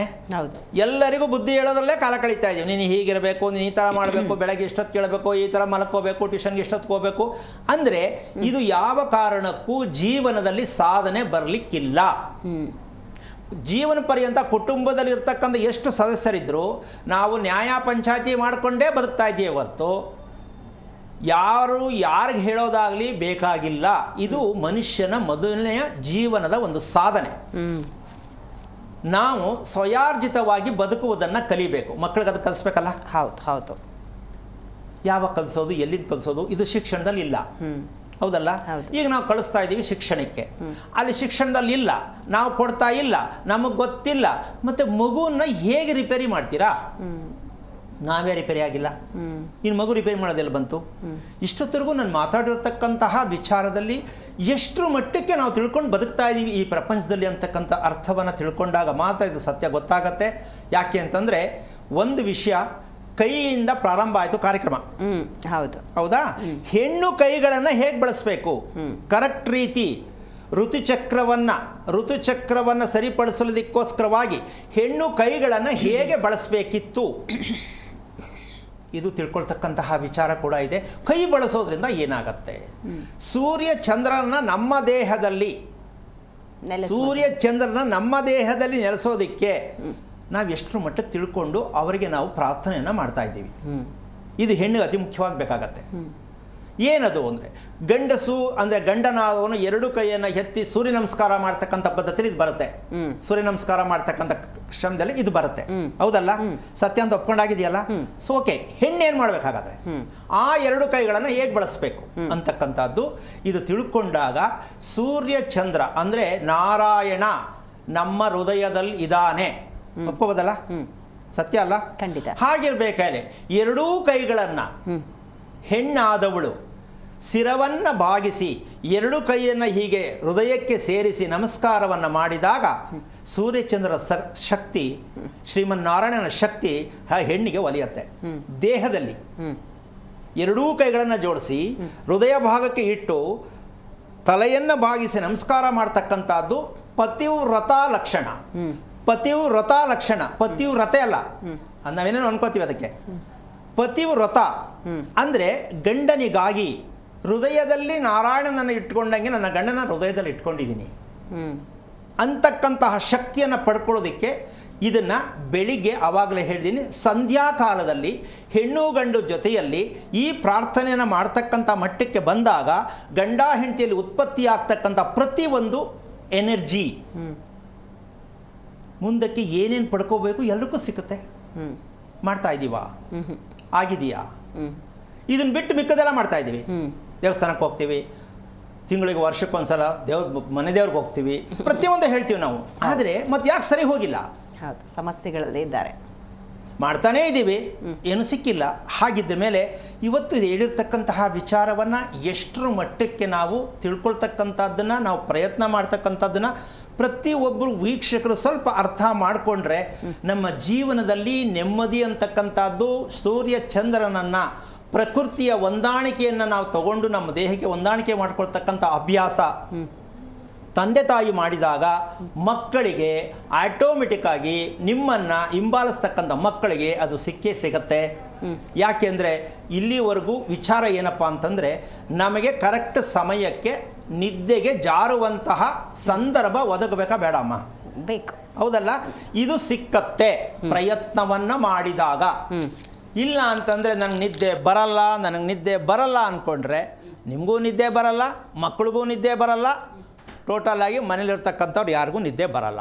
ಗುರುಗಳೇ, ನೀವು ಹೇಳಿದಂಥ ಪ್ರಕ್ರಿಯೆಯನ್ನು ಮಾಡೋದ್ರಿಂದ, ನಮಸ್ಕಾರ ಪ್ರಕ್ರಿಯೆ ಹೆಣ್ಣು ಮಕ್ಕಳು ಮಾಡೋದು, ಅನಾರೋಗ್ಯ ಸಮಸ್ಯೆಯೇ ಆಗೋದಿಲ್ಲ ಅಂತನಾ, ಅಥವಾ ಆ ರೋಗ ನಿರೋಧಕ ಶಕ್ತಿ ಹೆಚ್ಚಾಗುತ್ತೆ, ಬ್ಯಾಲೆನ್ಸಿಂಗ್ ಹೆಲ್ತ್? ಅಂದರೆ ಇಲ್ಲಿ ಒಂದು ವಿಷಯ ಏನಂದರೆ, ನಮ್ಮದು ಫಲಾಪೇಕ್ಷೆ ಜಾಸ್ತಿ. ಯಾವ ಕಾರಣಕ್ಕೂ ಫಲಾಪೇಕ್ಷೆಯಿಂದ ಏನು ಮಾಡಿದ್ರೂ ಯಾವ ಕಾರಣವೂ ನಾವು ಸಕ್ಸಸ್ ಆಗಲ್ಲ. ದೇವಸ್ಥಾನಕ್ಕೆ ಹೋದರೆ ಅವ್ರ ಅಪೇಕ್ಷೆ ಇಟ್ಕೊಂಡು ದೇವಸ್ಥಾನಕ್ಕೆ ಹೋಗೋದು. ಹೌದೌದು, ಡಿಮಾಂಡ್ಸ್ ಇದೆ. ಆಮೇಲೆ ಏನಾದ್ರು ಹೇಳಿದ್ರೆ ನಾವು ಇದು ಮಾಡಿ ಒಳ್ಳೇದಾಗತ್ತೆ ಅಂದರೆ, ಒಳ್ಳೇದಾಗತ್ತೆ ಹಂಗಾದ್ರೆ ಎಷ್ಟು ದಿವಸದಲ್ಲಿ ಅಂತಾರೆ, ಇಮ್ಮಿಡಿಯೇಟ್ ಕೇಳ್ತಾರೆ. ಈ ಅಪೇಕ್ಷೆ ಇಟ್ಕೊಂಡ್ರೆ ದೇವಸ್ಥಾನಕ್ಕೂ ಹೋಗಬೇಡಿ, ಹಿರಿಯರಿಗೆ ಸಂಸ್ಕಾರನೂ ಮಾಡಬೇಡಿ, ನೀವೇನು ಕೇಳೋಕ್ಕೂ ಹೋಗಬೇಡಿ, ಯಾವುದನ್ನು ನಂಬಕ್ಕೂ ಹೋಗಬೇಡಿ. ಯಾಕೆಂದರೆ ನಿಮ್ಗೆ ಅದು ಬೇಡ. ಏನು ಕೊಡ್ತೀಯಾ, ನೀನೇನು ಕೊಡ್ತೀಯಾ ಫಸ್ಟ್ ಕೇಳೋದಲ್ಲ, ನಾನೇನು ಕೊಡ್ತೀನಿ ಫಸ್ಟ್ ಕೇಳಬೇಕು. ನಾವು ಕೇಳೋದೇನು, ನೀನೇನು ಕೊಡ್ತೀಯಾ ಅದಲ್ಲ, ನಾನೇನು ಕೊಡ್ಬೇಕು ನಿನಗೆ. ಈ ಗಂಡ ಹೆಂಡತಿ ನಡೆಯೋ ವ್ಯಾಪಾರನೂ ಇದೇನೆ. ಹೆಂಡತಿಯಿಂದ ನಿರೀಕ್ಷೆ ಅಲ್ಲ, ಗಂಡನಿಂದ ನಿರೀಕ್ಷೆ ಅಲ್ಲ, ನನ್ನಿಂದ ನಿನಗೇನು ಕೊಡ್ತಾ ಇದ್ದೀನಿ ಅನ್ನೋದು ಕೇಳಿದಾಗ ಆ ಕಡೆಯಿಂದ ಆಟೋಮೆಟಿಕ್ ಬಂದೇ ಬಂದ್ಬಿಡುತ್ತೆ. ನಾವು ಕೊಡೋದೇ ಕಲ್ತಿಲ್ಲ, ಬರೋದಿಲ್ಲ ಬಂತು. ಭಗವಂತ ಹೇಳ್ತಾನೆ 10 ಹೆಜ್ಜೆ ಮುಂದೆ ಬಾ, ನಾನು ನಿನ್ನ ಹತ್ರಕ್ಕೆ ಬರ್ತೀನಿ ಅಂತ. ನಾವು 1 ಹೆಜ್ಜೆನೂ ಮುಂದೆ ಹೋಗಕ್ಕೆ ರೆಡಿ ಇಲ್ಲ. ಹೌದು. ಅಂದರೆ ನಮ್ಮ ಸೋಮಾರಿತನ ಅಂತಕ್ಕಂಥದ್ದು ಹೇಳ್ಕೊಳ್ಳೋದು ಬೇಜಾರಾಗತ್ತೆ. ಆದರೂ ನಾವು ಸೋಮಾರಿತನದಲ್ಲಿ ಜೀವನ ಕಳೀತಾ ಇದ್ದೀವಿ ಅಂತ ತಿಳ್ಕೋಬೇಕಾಗತ್ತೆ. ಪ್ರತಿ ಒಂದು ಕ್ಷಣದ ಕೂಡ ಪ್ರಜ್ಞಾವಂತರಾಗಿ ಬದುಕಬೇಕು. ಆಯಾ ಸಮಯಕ್ಕೆ ದೇಹ ಪ್ರಕ್ರಿಯೆ ಆಟೋಮೆಟಿಕಾಗಿ ಚೇಂಜ್ ಆಗಬೇಕು. ಮತ್ತು ಈ ಪ್ರಕ್ರಿಯೆಗಳ ಬಗ್ಗೆ ಅನುಮಾನ ಗುರುಗಳೇ, ಅಂದರೆ ಇದು ಮಾಡೋರು ಆಗುತ್ತಾ? ನಾನು ಆವಾಗಲೇ ಹೇಳ್ಬಿಟ್ಟಿದ್ದೀನಿ. ನೀವು ಒಳ್ಳೇದಾಗತ್ತಾ ಅನುಮಾನ ಇದ್ದರೆ ಯಾವ ಕಾರಣಕ್ಕೂ ಇದಕ್ಕೆ ಭಾಗವಹಿಸೋದ್ರಲ್ಲಿ, ತಿಳ್ಕೊಳ್ಳೋದ್ರಲ್ಲಿ, ಮಾಡೋದ್ರಲ್ಲಿ ಅರ್ಥ ಇಲ್ಲ. ಯಾಕೆ ಅಂದರೆ ಅಡುಗೆ ಮಾಡಬೇಕಾದ್ರೆ ಚೆನ್ನಾಗಿ ಮಾಡ್ತೀನಿ ಅಂತಲೇ ಹಿಂದೆ ಹೋಗಿ ಮುಂದೆ ನಿಂತ್ಕೊಂಡು ಅಡುಗೆ ಮಾಡೋದು. ಆ ಚೆನ್ನಾಗಿ ಆಗಲೇಬೇಕು ಅಂತ ಒತ್ತಾಯ ಇರುತ್ತೆ, ಬಟ್ ಚೆನ್ನಾಗಿ ಆಗಿರಲ್ಲ. ಎಲ್ಲ ಹಾಕಿದ್ದೀನಿ, ನಾನು ಎಲ್ಲವನ್ನೂ ಹಾಕಿದ್ದೀನಿ, ಯಾಕೆ ಚೆನ್ನಾಗಾಗಿಲ್ಲ ಅಡುಗೆ ಅಂದರೆ ಅಲ್ಲೇನು ಕೊರತೆ ಬಂತು? ಮನಸ್ಸನ್ನು ಅಡುಗೆ ಮೇಲೆ ಇಟ್ಟಿಲ್ಲ. ಹೌದು. ಎಲ್ಲೋ ಮೂಡಲ್ಲಿ ಇಟ್ಕೊಂಡು ಮೊಬೈಲಲ್ಲಿ ಮಾತಾಡ್ಕೊಂಡು ಬೇಜಾರು ಮಾಡ್ಕೊಂಡು ಅಡುಗೆ ಮಾಡಿದ್ರೆ ಅಡುಗೆ ಚೆನ್ನಾಗಾಗಲ್ಲ. ನೀವು ಯಾವ ಟೇಸ್ಟ್ ಪೌಡ್ರ್ ಹಾಕಿದ್ರು ಅಷ್ಟೇ, ಹಸುವಿನ ತುಪ್ಪ ಹಾಕಿದ್ರು ಅಷ್ಟೇ, ಅಡುಗೆ ಚೆನ್ನಾಗಿರಲ್ಲ. ಖಂಡಿತ ಗುರುಗಳೇ, ಇನ್ ಡೀಟೇಲ್ ಅದ್ರ ಬಗ್ಗೆ ಮಾತಾಡ್ತೀನಿ. ನೋಡೋದ್ರಲ್ಲ ವೀಕ್ಷಕರೇ, ಒಂದು ಮನೆ ಅಂತ ಸಂದರ್ಭದಲ್ಲಿ ಹೆಣ್ಣಿನ ಪಾತ್ರ ಎಷ್ಟರ ಮಟ್ಟಿಗೆ ಇರುತ್ತೆ ಅಂತ ಹೇಳಿ. ಹಾಗಾಗಿ ಹೆಣ್ಣು ಮಕ್ಕಳು ಅಂದಾಗ ಅವರ ಜವಾಬ್ದಾರಿ, ಮಾಡುವಂಥ ಪ್ರಕ್ರಿಯೆಗಳ ಬಗ್ಗೆ ಮತ್ತಷ್ಟು ಮಾತಾಡೋಣ. ಮೊದಲನೇದಾಗಿ ವನಜಾ ಅಂತ ಕರೆ ಮಾಡಿದ್ದಾರೆ. ನಮಸ್ಕಾರ ವನಜಾ ಅವರೇ. ನಮಸ್ತೆ ಮೇಡಮ್. ವನಜಾ ಅವರೇ, ಎಲ್ಲಿಂದ ಕರೆ ಮಾಡ್ತಿದ್ದೀರಿ? ಬೆಂಗಳೂರಿಂದ. ಓಕೆ, ಗುರುಗಳಿದ್ದಾರೆ, ಮಾತಾಡಿ. ನಮಸ್ತೆ ಗುರುಜಿ. ನಾರಾಯಣ, ಹೇಳಿ ವನಜಾ ಅವರೇ.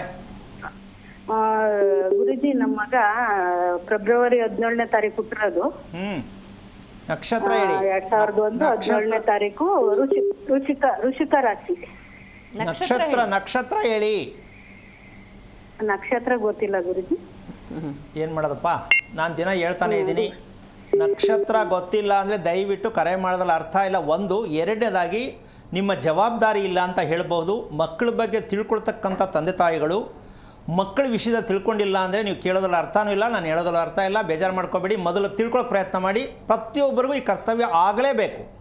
ಸುಮ್ಮನೆ ಡೇಟ್ ಹೇಳ್ಬಿಡೋದು, ನೀವು ಡೇಟ್ ಹೇಳಿದ ತಕ್ಷಣ ಇವರೇನೋ ಈ ಕಡೆಯಿಂದ ಹೇಳೋದು, ಇದೆಲ್ಲ ಅಭ್ಯಾಸ ಚೆನ್ನಾಗಿಲ್ಲ, ಇದು ಕೆಟ್ಟ ಅಭ್ಯಾಸ, ದಯವಿಟ್ಟು ಬೇಜಾರು ಮಾಡ್ಕೋಬೇಡಿ.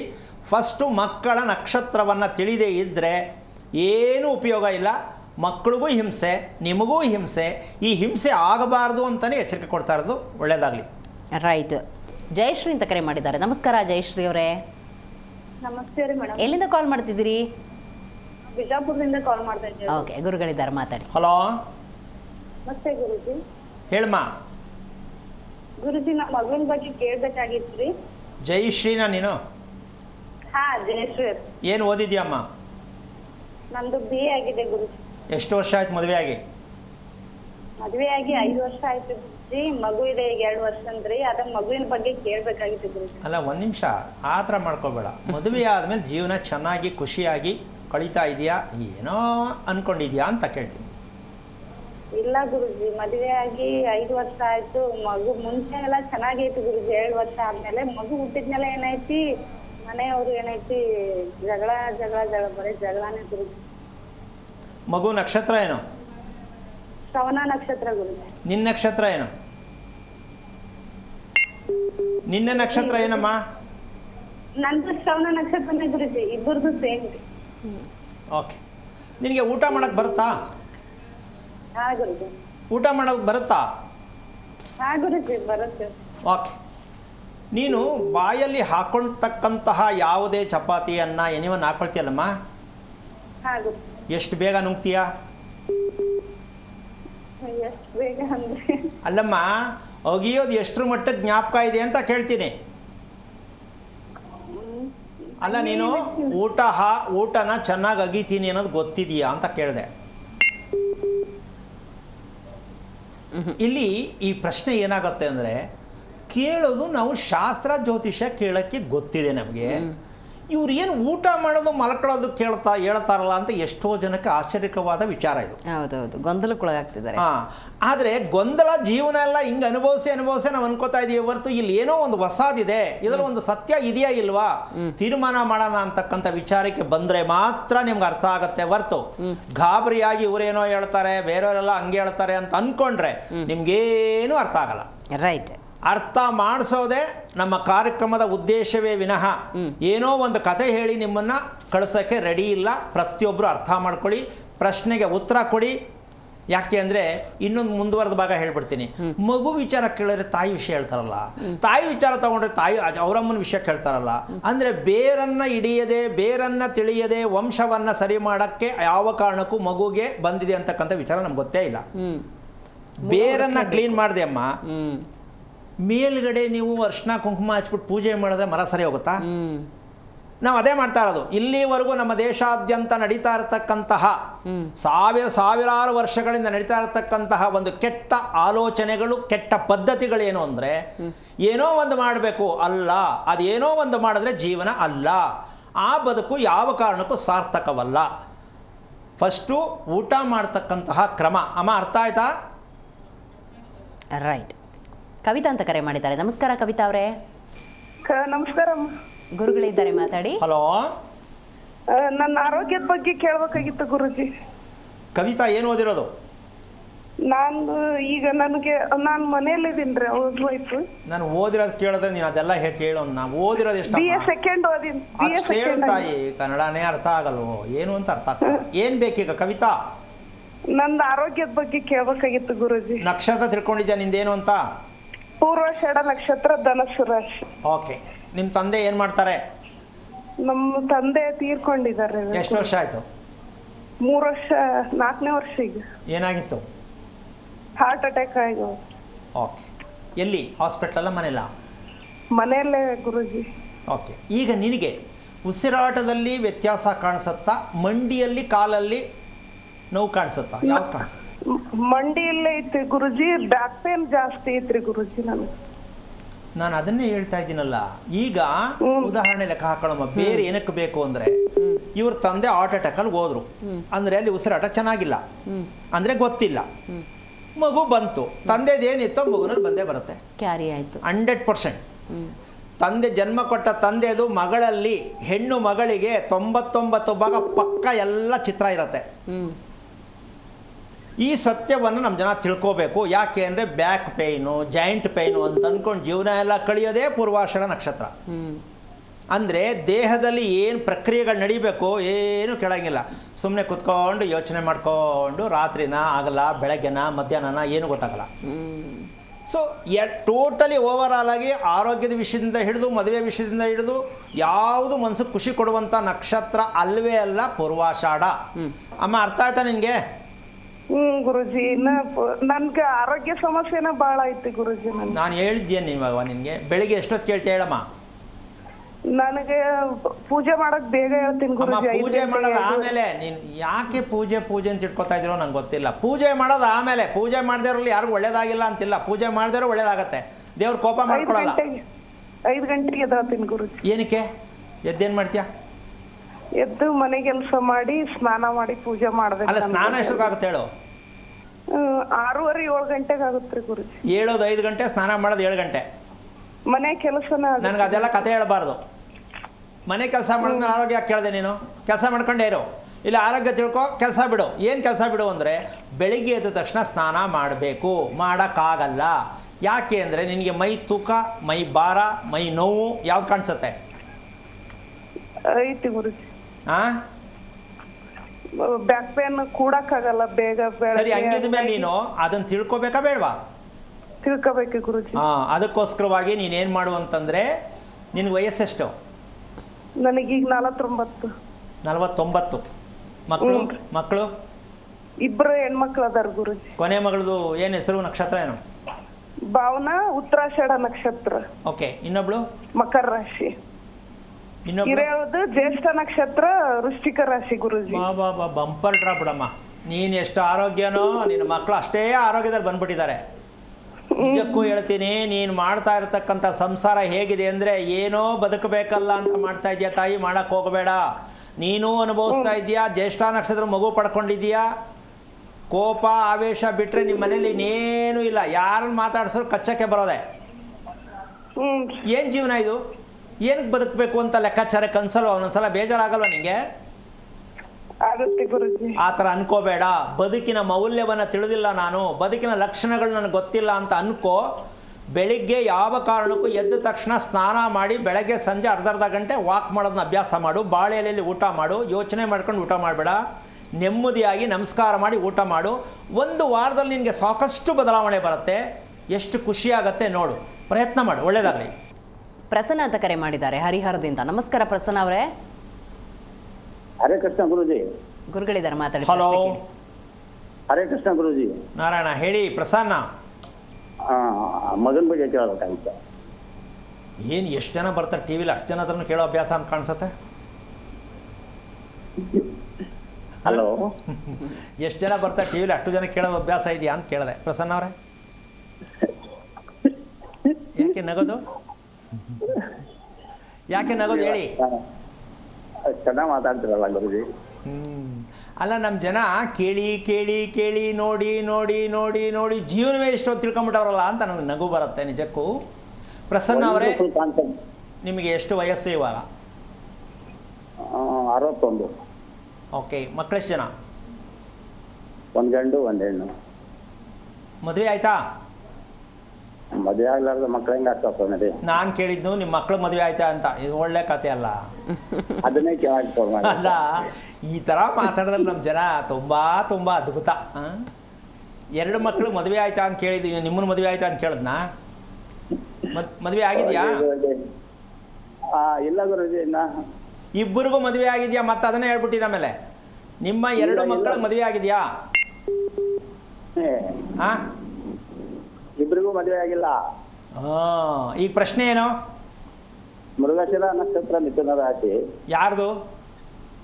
ನನ್ನ ಮಗಂದು. ಎಷ್ಟು ವಯಸ್ಸು ಅವನಿಗೆ? 27 ವರ್ಷ. ಏನು ಮಾಡ್ತಾನೆ? Software engineer. ಓಕೆ. ಈಗ ಅವನ ಬಗ್ಗೆ ಏನು ಬೇಕು? ಅದೇ ಮದುವೆ ಬಗ್ಗೆ ಕೇಳಬೇಕಾಗಿತ್ತು. ಅಷ್ಟೇನಾ? ಆರೋಗ್ಯ ಎಲ್ಲ ಚೆನ್ನಾಗಿದೆಯಾ?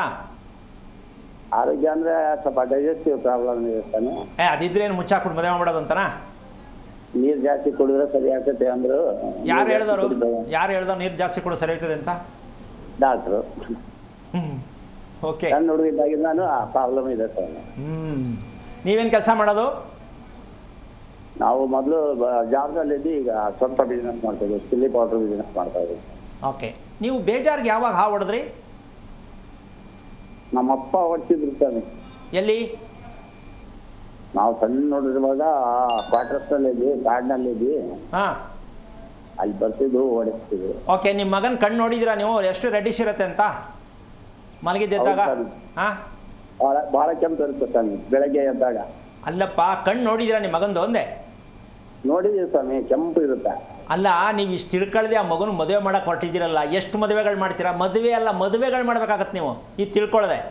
ಮೊದಲು ನಾನು ಮಾಡಿರೋದು ಗೊತ್ತಿಲ್ಲದೆ ನಮ್ಮ ಅಪ್ಪ ಮಾಡಿದ್ನೋ ನಾನು ಮಾಡಿದ್ನೋ ಕರ್ಮಕ್ಕೆ ಪ್ರಾಯಶ್ಚಿತ್ತ ಮಾಡಿಕೊಂಡು ಮಗು ಮೃಗಶಿರ ನಕ್ಷತ್ರಕ್ಕೆ ಏನಕ್ಕೆ ಬಂತು, ಊಟ ಅರಗಲ್ಲ, ಜೀರ್ಣಕ್ರಿಯೆ ಚೆನ್ನಾಗಿಲ್ಲ, ನಿದ್ದೆ ಚೆನ್ನಾಗಿ ಬರಲ್ಲ, ಇಂಥದ್ದಕ್ಕೆ ಇಟ್ಕೊಂಡು ಮದುವೆ ಮಾಡಿದ್ರೆ ಆ ಪಾಪ ಬಂದು ಹುಡುಗಿ ಗೋಡೆ ನೋಡ್ಕೊಂಡು ಮಾತಾಡಬೇಕಾಗತ್ತೆ. ಯಾಕೆ ನಿಮ್ಮ ಮನೆಗೆ ಅರ್ಥ ಆಗಲ್ಲ. ಕೆಲಸ ಮಾಡಬೇಕು, ಊಟ ಮಾಡಬೇಕು, ಮಲ್ಕೋಬೇಕು, ಅಷ್ಟೇ ನಿಮ್ಮ ಮಗನಿಗೆ ಗೊತ್ತಿರೋದು. ಇದೆಲ್ಲವೂ ಬೇಕು ಅಂದರೆ ನಿಮ್ಮ ಮಗನ ಕಣ್ಣನ್ನು ತೆರೆಸೋ ಪ್ರಯತ್ನ ಮಾಡಿ ಮೊದಲು. ಯಾಕೆ ಅಂದರೆ ನೀವು ಇದನ್ನು ತಿಳ್ಕೊಳ್ಳೋದಕ್ಕೆ ಪ್ರಯತ್ನ ಮಾಡಿಲ್ಲ ಅಂತ ತಂದೆ ತಾಯಿ ಆಗ್ತಕ್ಕಂತಹ ವಿಚಾರದಲ್ಲಿ ಜವಾಬ್ದಾರಿ ಸ್ವಲ್ಪ ಬೇಕಾಗತ್ತೆ ಅಂತ ಹೇಳ್ತಾ ಇದ್ದೀನಿ. ಮೊದಲು ನಿಮ್ಮ ಮಗ ನೀವು ಹೇಳೋ ಮಾತು ಕೇಳೋದು, ಕರೆಕ್ಟ್ ಟೈಮ್ಗೆ ಊಟ ಮಾಡೋದು, ಕರೆಕ್ಟ್ ಟೈಮ್ ಮಲಗೋದೇ ಆದರೆ ನಿಮ್ಮ ಮನೆ ಹೊಸ ಅಕೌಂಟ್ ಓಪನ್ ಆಗತ್ತೆ. ಇದನ್ನು ಮಾಡೋದು ಅಷ್ಟು ಸುಲಭ ಅಲ್ಲ. ಹಾಗಂತ ಹೆದರ್ಕೊಳ್ಳೋದಲ್ಲ. ತಿಳ್ಕೊಳ್ಳಿ, ನಾನು ಏನು ಮಾಡಬೇಕು ಮಕ್ಕಳಿಗೋಸ್ಕರ, ಮಕ್ಕಳು ಏನು ಮಾಡಬೇಕು ಅವ್ರಿಗೋಸ್ಕರ, ಇಷ್ಟು ಸತ್ಯವನ್ನು ತಿಳ್ಕೊಳ್ಳೋಕೆ ಪ್ರಯತ್ನ ಮಾಡಿದ್ರೆ ನಿಮ್ಮ ಮನೇಲಿ ಅಕೌಂಟ್ ಓಪನ್ ಆಗುತ್ತೆ, ಒಳ್ಳೆಯದಾಗತ್ತೆ. ಮದುವೆಗೆ ಹುಡುಕಬೇಡಿ, ಹೆಣ್ಣನ್ನು ಹುಡುಕಬೇಡಿ, ಜಾತಕ ಕುಂಡ್ಲಿ ತೊಗೊಂಡು ಓಡಬೇಡಿ. ನಿಮ್ಮ ಮನೆಗೆ ಹೆಣ್ಣು ಕೊಡ್ತೀವಿ ಅಂತ ಬರಬೇಕು. ಆ ಕೆಲಸ ನೀವು ಆಗಬೇಕು ಅಂದರೆ ಹೇಳೋದನ್ನು ಮಾಡಿ, ಒಳ್ಳೆಯದಾಗಲಿ. ರೈಟ್. ಪದ್ಮಾವತಿ ಅಂತ ಕರೆ ಮಾಡಿದ್ದಾರೆ ಕೊಪ್ಪಳದಿಂದ. ನಮಸ್ಕಾರ ಪದ್ಮಾವತಿ ಅವರೇ. ನಮಸ್ಕಾರ ಮೇಡಮ್. ಗುರುಗಳಿದ್ದಾರೆ, ಮಾತಾಡಿ. ಹಲೋ. ಹಲೋ, ನಮಸ್ಕಾರ. ಹಾಂ, ಹೇಳಮ್ಮ, ಏನಾಗ್ಬೇಕು ತಾಯಿ? ನಮ್ಮ ಮಗನ ಬಗ್ಗೆ ಕೇಳ್ಬೇಕಾಯ್ತೀನಿ ಸರ್. ಏನು ಓದಿದ್ಯಾ? ನಾವು 3ನೇ ಕ್ಲಾಸ್ ಅಷ್ಟೇ ಓದಿನ್ರಿ. ಸಾಕು, ಬೇಕಾದಷ್ಟು ಇಂಡಿಯಾ ಆಡ್ಬೋದು. ಓಕೆ, ಏನಾಗ್ಬೇಕು ಹೇಳಮ್ಮ ಈಗ? ಮಗನ ಬಗ್ಗೆ ಏನು ಬೇಕು? ಮಗಗ ಆರೋಗ್ಯ ಬೇಕಾಗಿತ್ತು. ಎಷ್ಟು ವಯಸ್ಸು? 20 ವಯಸ್ಸು ರೀ. ಏನು ನಕ್ಷತ್ರ? ನಕ್ಷತ್ರ ಪೂರ್ವಾಷಾಢ ನಕ್ಷತ್ರ ರೀ ಇದು. ಧನು ರಾಶಿ. ಓಕೆ. ನಿಮ್ಮ ಯಜಮಾನ್ ಏನು ಕೆಲಸ ಮಾಡೋದು? ನಮ್ಮ ಯಜಮಾನ್ರು ಗಾಡಿ ಕೆಲಸ ಮಾಡ್ತಾರೆ, ಕಟ್ಟೋಡಿ ಕೆಲಸ ಅಂತಾರಲ್ರಿ. ಓಕೆ. ಊಟ ಮಾಡೋ ಅಭ್ಯಾಸ ಕರೆಕ್ಟಾಗಿದೆಯಾ ನಿಮ್ಮ ಯಜಮಾನ್ರಿಗೆ? ಇಲ್ರಿ, ಕರೆಕ್ಟ್ ಆಗಿಲ್ಲ. ಯಾಕೆ? ಟೈಮ್ ಇಲ್ವಾ? ಇಷ್ಟ ಇಲ್ವಾ? ಟೈಮ್ ಅಂದ್ರೆ ಅವು ಒಂದೊಂದು ದೊಡ್ಡ ಬರ್ತಾರೆ, ಒಂದೊಂದು ಲೇಟ್ ಬರ್ತಾರೆ. ಹಾಂ. ನಿಮ್ಮದು ನಿನ್ನ ಚೆನ್ನಾಗಿದೆಯೇನಮ್ಮ? ನಿನ್ನ ಚೆನ್ನಾಗಿದೆಯಾ? ಊಟ ಸಿಸ್ಟಮ್ ಟೈಮ್ ಚೆನ್ನಾಗಿದೆಯಾ ನಿಂದು? ನಾವು ಮಾಡ್ತೀವಿ ಗುರುಗಳು. ಇವಾಗ ನಿಮ್ಮ ಕಾರ್ಯಕ್ರಮ ನೋಡೋದ್ರಲ್ಲಿ ಮಾಡಾಕ್ತೀವಿ. ಮೊದಲೆಲ್ಲ ಹೆಂಗೋ ಮಾಡ್ತಿದ್ವಿ ಗುರುಗಳು. ಈಗ ನಮ್ಮ ಕಾರ್ಯಕ್ರಮ ನೋಡಿದ್ಮೇಲೆ ನೀವು ಚೇಂಜ್ ಆದ್ಮೇಲೆ ನಿನ್ಗೇನು ಅನಿಸಿದೆ ಈಗ? ಒಂದ್ ಸ್ವಲ್ಪ ಪರವಾಗಿಲ್ರಿ ಗುರುಗಳೇ. ಮತ್ತು ನಿಮ್ಮ ಯಜಮಾನ್ರು ಕೂರಿಸ್ಬಿಟ್ಟು ಕ್ಲೀನಾಗಿ ಹೊಸ್ದಾಗಿ ನಾವಿನ್ನೂ ಮದುವೆ ಆಗಿಲ್ಲ, ನಾವು ಲವ್ ಮಾಡ್ತಾ ಇದ್ದೀವಿ ಅನ್ನೋ ಮಟ್ಟಕ್ಕೆ ಮಾತಾಡಿ ನಿಮ್ಮ ಯಜಮಾನ್ರ ಸರ್ ಮಾಡಬೇಕಾ ಬೇಡವಾ? ನಮ್ಮ ಯಜಮಾನ್ರು ಮತ್ತೊಂದು ಮದುವೆ ಆಗ್ಯಾರಿ ಗುರುಗಳೇ. ಆಗಲೇಬೇಕು. ಅದಕ್ಕೆ ನೀನು ಮಾತಾಡೋವಲ್ಲೇ ಅರ್ಥ ಆಯಿತು ನನಗೆ ಆಗಲೇ ಒಂದು ವಿಷಯ. ಆದರೆ ಒಂದು ತಿಳ್ಕೊಮ್ಮ, ಒಂದಾಗಲಿ ಎರಡಾಗಲಿ ಮದುವೆಗಳ ಪ್ರಶ್ನೆ ಅಲ್ಲ. ಇದಕ್ಕೆ ಕಾರಣ ಏನು ಅಂತಕ್ಕಂಥ ತಿಳ್ಕೊಳ್ತಕ್ಕಂಥದ್ದು ಮುಖ್ಯವಾಗಿ ಬೇಕಾಗತ್ತೆ. ಪೂರ್ವಾಷಾಢ ನಕ್ಷತ್ರದ ಮಗುವನ್ನು ಪಡ್ಕೊಂಡಲ್ಲಮ್ಮ ನೀನು. ಇದೇನು ಹೇಳುತ್ತೆ ಅಂದರೆ ಮನೆಯಲ್ಲಿ ವಂಶದಲ್ಲಿ ಹೆಣ್ಣು ಮಕ್ಕಳಿಗೆ ನೆಮ್ಮದಿ ಶಾಂತಿ ಇರುವ ರೀತಿಯಲ್ಲಿ ಕುಟುಂಬ ಬಂದಿಲ್ಲ. ಮದುವೆಯಾಗಿ ಗಂಡನ ಬಿಟ್ಬಿಡೋದು, ಮದುವೆಯಾಗಿ ಹೆಂಡತಿ ಬಿಟ್ಬಿಡೋದು, ಮದುವೆಯಾಗಿ ಇನ್ನೊಂದು ಮದುವೆ ಆಗೋದು, ಈ ಕುಟುಂಬದಲ್ಲಿ ಬರುತ್ತೆ ಪೂರ್ವಾಷಾಢ ನಕ್ಷತ್ರದ ಮಗು. ಗೊತ್ತಾಯ್ತಾ? ಹಾಂ. ನಿಮ್ಮ ಯಜಮಾನ ಜೊತೆ ಇರ್ತಕ್ಕಂಥ ಅಕ್ಕ ತಂಗಿಯರಾಗಲಿ ತಾಯಿ ಆಗಲಿ ಈ ಕುಟುಂಬವನ್ನು ಅನುಸರಿಸಿ ಗೊತ್ತಾಗತ್ತೆ ನಿಮಗೆ. ಯಾರು ಇದು ಕ್ಲಾರಿಟಿಯಾಗಿ ಚೆನ್ನಾಗಿ ನೆಮ್ಮದಿಯಾಗಿದ್ರಾ ಅಥವಾ ತೊಂದರೆ ಆಗಿತ್ತಾ? ಇದನ್ನು ತಿಳ್ಕೊಳ್ಳೋದಕ್ಕೆ ಮೆಸೇಜ್ ಭಗವಂತ ಕೊಟ್ಟು ಕಳಿಸಿದ್ದಾರೆ. ನಕ್ಷತ್ರವನ್ನು ಏನಕ್ಕೆ ತಿಳ್ಕೋಬೇಕು ಅಂತ ನಾನು ಹೇಳ್ತಾ ಇದ್ದೀನಿ ಅಂದರೆ, ನಾನು ನನ್ನ ಸ್ವಂತ ಅಲ್ಲ. ಪ್ರತಿ ನಕ್ಷತ್ರವನ್ನು ತಿಳ್ಕೊಳ್ಳಿಲ್ಲ ಅಂದರೆ ನಿಮ್ಮ ವಂಶದ ಕತೆ ಯಾರಿಗೂ ಗೊತ್ತಾಗಲ್ಲ. ಮಗು ಹುಟ್ಟೋದು ವಂಶದ ಕಥೆಯನ್ನು ತಿಳಿಸುವುದಕ್ಕೆ ಅಂತ ನಮಗಿನ್ನೂ ಅರ್ಥ ಆಗಿಲ್ಲ. ಪ್ರತಿಯೊಬ್ಬರು ಪ್ರಯತ್ನ ಮಾಡಬೇಕು. ಮಗುವಿನ ನಕ್ಷತ್ರದಿಂದ ನಾವು ಮಾಡಿರತಕ್ಕಂಥ ತಪ್ಪುಗಳನ್ನು ತೋರಿಸೋದಕ್ಕೆ ಮಗು ಬಂದಿದೆ. ಅದಕ್ಕೆ ಭಗವಂತ ನಕ್ಷತ್ರದ ರೂಪದಲ್ಲೇ ಕಳಿಸಿದ್ದಾರೆ ಅಂತ ತಿಳ್ಕೋಬೇಕು. ಇದಕ್ಕೆ ಯಾರಿಗೂ ಗೊತ್ತಿಲ್ಲ. ಅದು ಯಾವಾಗ ಓಪನ್ ಆಗುತ್ತೋ ಗೊತ್ತಿಲ್ಲ. ಮೊದಲು ನೀನು ಮಾಡಬೇಕಾದ ಕೆಲಸ ಇಷ್ಟು. ನಮ್ಮ ಯಜಮಾನರು ನಾನು ಇದ್ಕೊಂಡಂಗೆ ಯಾಕೆ ಹಿಂಗಾಯಿತು, ಇದಕ್ಕೆ ರಿಪೇರಿ ಏನು ಮಾಡಬೇಕಿತ್ತು ಅಂತ ತಿಳ್ಕೊಳ್ಳೋ ಪ್ರಯತ್ನ ಮಾಡು. ಒಳ್ಳೆಯದಾಗಲಿ. ಸುನಿಲ್ ಕುಮಾರ್ ಅಂತ ಕರೆ ಮಾಡಿದ್ದಾರೆ. ನಮಸ್ಕಾರ ಸುನಿಲ್ ಅವರೇ. ನಮಸ್ಕಾರ ಮೇಡಮ್. ಗುರುಗಳಿದ್ದಾರೆ, ಮಾತಾಡಿ ಪ್ರಶ್ನೆ ಹಲೋ ಕೇಳಿ. ಸರ್ ನಮಸ್ತೆ ಸರ್, ನಮ್ಮ ಹೆಸರು ಸುನೀಲ್ ಕುಮಾರ್ ಅಂತ. ಹೇಳಿ ಸುನಿಲ್. ಸರ್ ನಮ್ಮ ಅಣ್ಣನ್ಗೆ ಮದ್ವೆಗೆ ಪ್ರಯತ್ನ ಪಡ್ತಾ ಇದೀವಿ, ಎಣ್ಣೆ ಸೆಟ್ ಆಗ್ತಿಲ್ಲ ಸರ್ ಎಲ್ಲೂ. ನಿಮ್ಗೆ ಸೆಟ್ ಆಗ್ತಾ ಇಲ್ವಾ, ಹೆಣ್ಣು ಕೊಡೋರು ಸೆಟ್ ಆಗ್ತಾ ಇಲ್ವಾ? ಅದು ನಮ್ಮ ಅಣ್ಣ ಅವ್ರಿಗೆ ಯಾವ್ದು ಹೆಣ್ಣುಗಳು ಸಿಗ್ತಿಲ್ಲ ಏನು ಮಾಡ್ತಾರೆ ನಿಮ್ಮಣ್ಣ?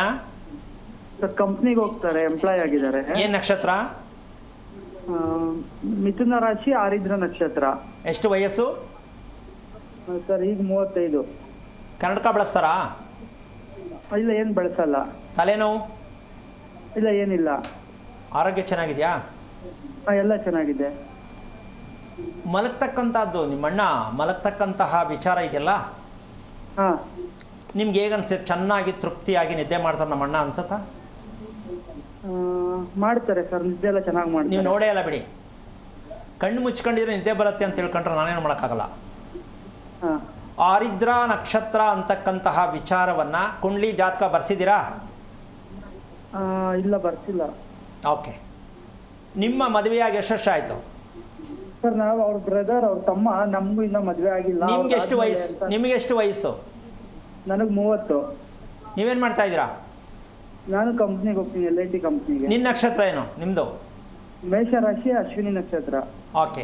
ನಿದ್ದೆ ಕ್ವಾಲಿಟಿ ನಿಮ್ಗೆ ಹೇಗೆ ಅನ್ಸುತ್ತೆ? ನಾನು ಚೆನ್ನಾಗಿ ನಿದ್ದೆ ಮಾಡ್ತೀನಿ, ಬೆಳಗಿನ ಜಾವದಲ್ಲ, ಮಧ್ಯರಾತ್ರಿ ಅಲ್ಲ, ಯಾವ ಸಮಯದಲ್ಲಿ ನಿದ್ದೆ ಚೆನ್ನಾಗಿ ಬರುತ್ತೆ ನಿಮಗೆ?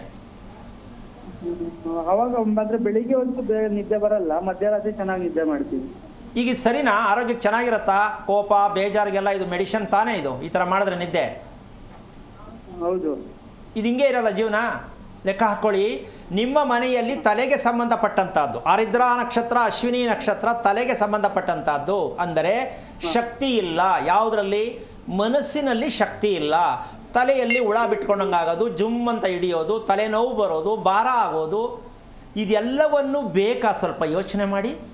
ನಿಮ್ಮ ಅಣ್ಣನಿಗೆ ನಿಜವಾಗ್ಲೂ ಹೇಳ್ತೀನಿ, ಉಸಿರಾಟದಲ್ಲಿ ಗೊರಕೆ ಬರ್ತಕ್ಕಂಥದ್ದು, ಉಸಿರಾಟ ಕರೆಕ್ಟಾಗಿಲ್ಲ, ನಿದ್ದೆಯಲ್ಲಿ ಸ್ವಲ್ಪ ದಯವಿಟ್ಟು ಇವತ್ತು ಒಂದು ರಾತ್ರಿ ನಿದ್ದೆಗೆಟ್ಟರು ಪರವಾಗಿಲ್ಲ, ನಿಮ್ಮ ಅಣ್ಣ ಹತ್ರ ಕೂತ್ಕೊಳ್ಳಿಲ್ಲ, ನಿಮ್ಮ ಅಣ್ಣನ ಪಕ್ಕ ಮಲ್ಕೊಳ್ಳಿ.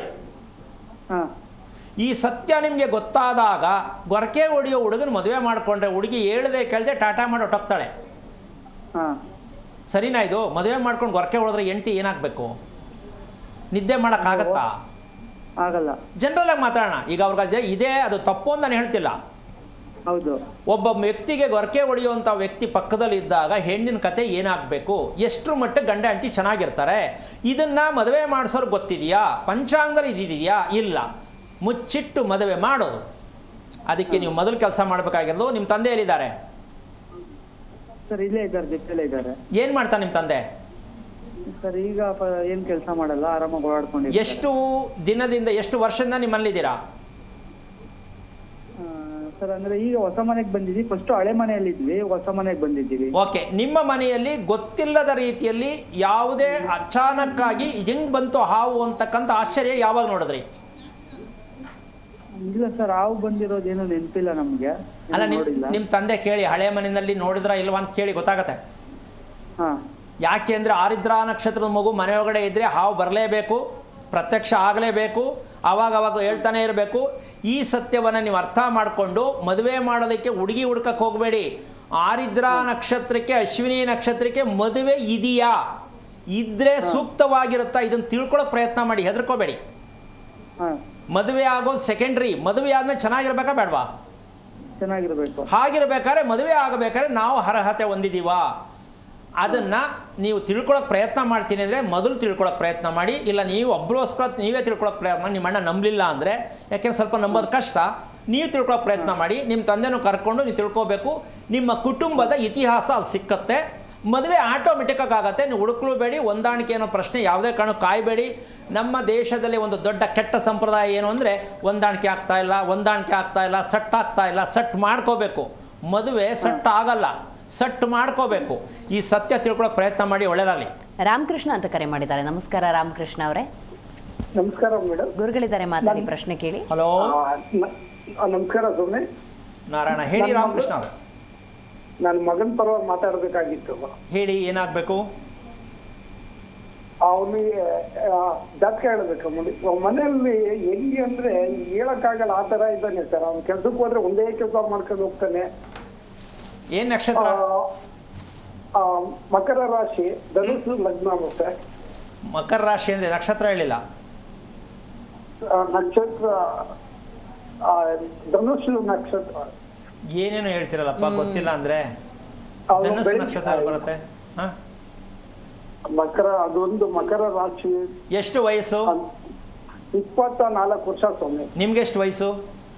ನನಗೆ 55 ವರ್ಷ ಆಗಿದೆ. ನಿಮ್ಗೆ ಇದೆಲ್ಲ ನಂಬಿಕೆ ಇಲ್ವಾ? ಇದೆಲ್ಲ ಮಕ್ಕಳ ಬಗ್ಗೆ ತಿಳ್ಕೋಬೇಕು, ಮದುವೆ ಮಾಡೋದ್ರ ಬಗ್ಗೆ ತಿಳ್ಕೋಬೇಕು, ಊಟ ಮಾಡೋದ್ರ ಬಗ್ಗೆ ತಿಳ್ಕೋಬೇಕು, ಜೀವನ ಅನ್ನೋದು ಒಂದು ಇದೆ ಅಂತ ಗೊತ್ತಿದೆಯಾ? ಹೆಂಗ ನಮ್ಮ ಕೈಲತ್ತೆ ಹೆಂಗೆ ಬೇಕಂಗೆ ಮಾಡ್ಕೊಳ್ಳೋದು ಅಂತ ಯಾವ ತೀರ್ಮಾನದಲ್ಲಿ ಇದ್ದೀರಾ ನೀವು?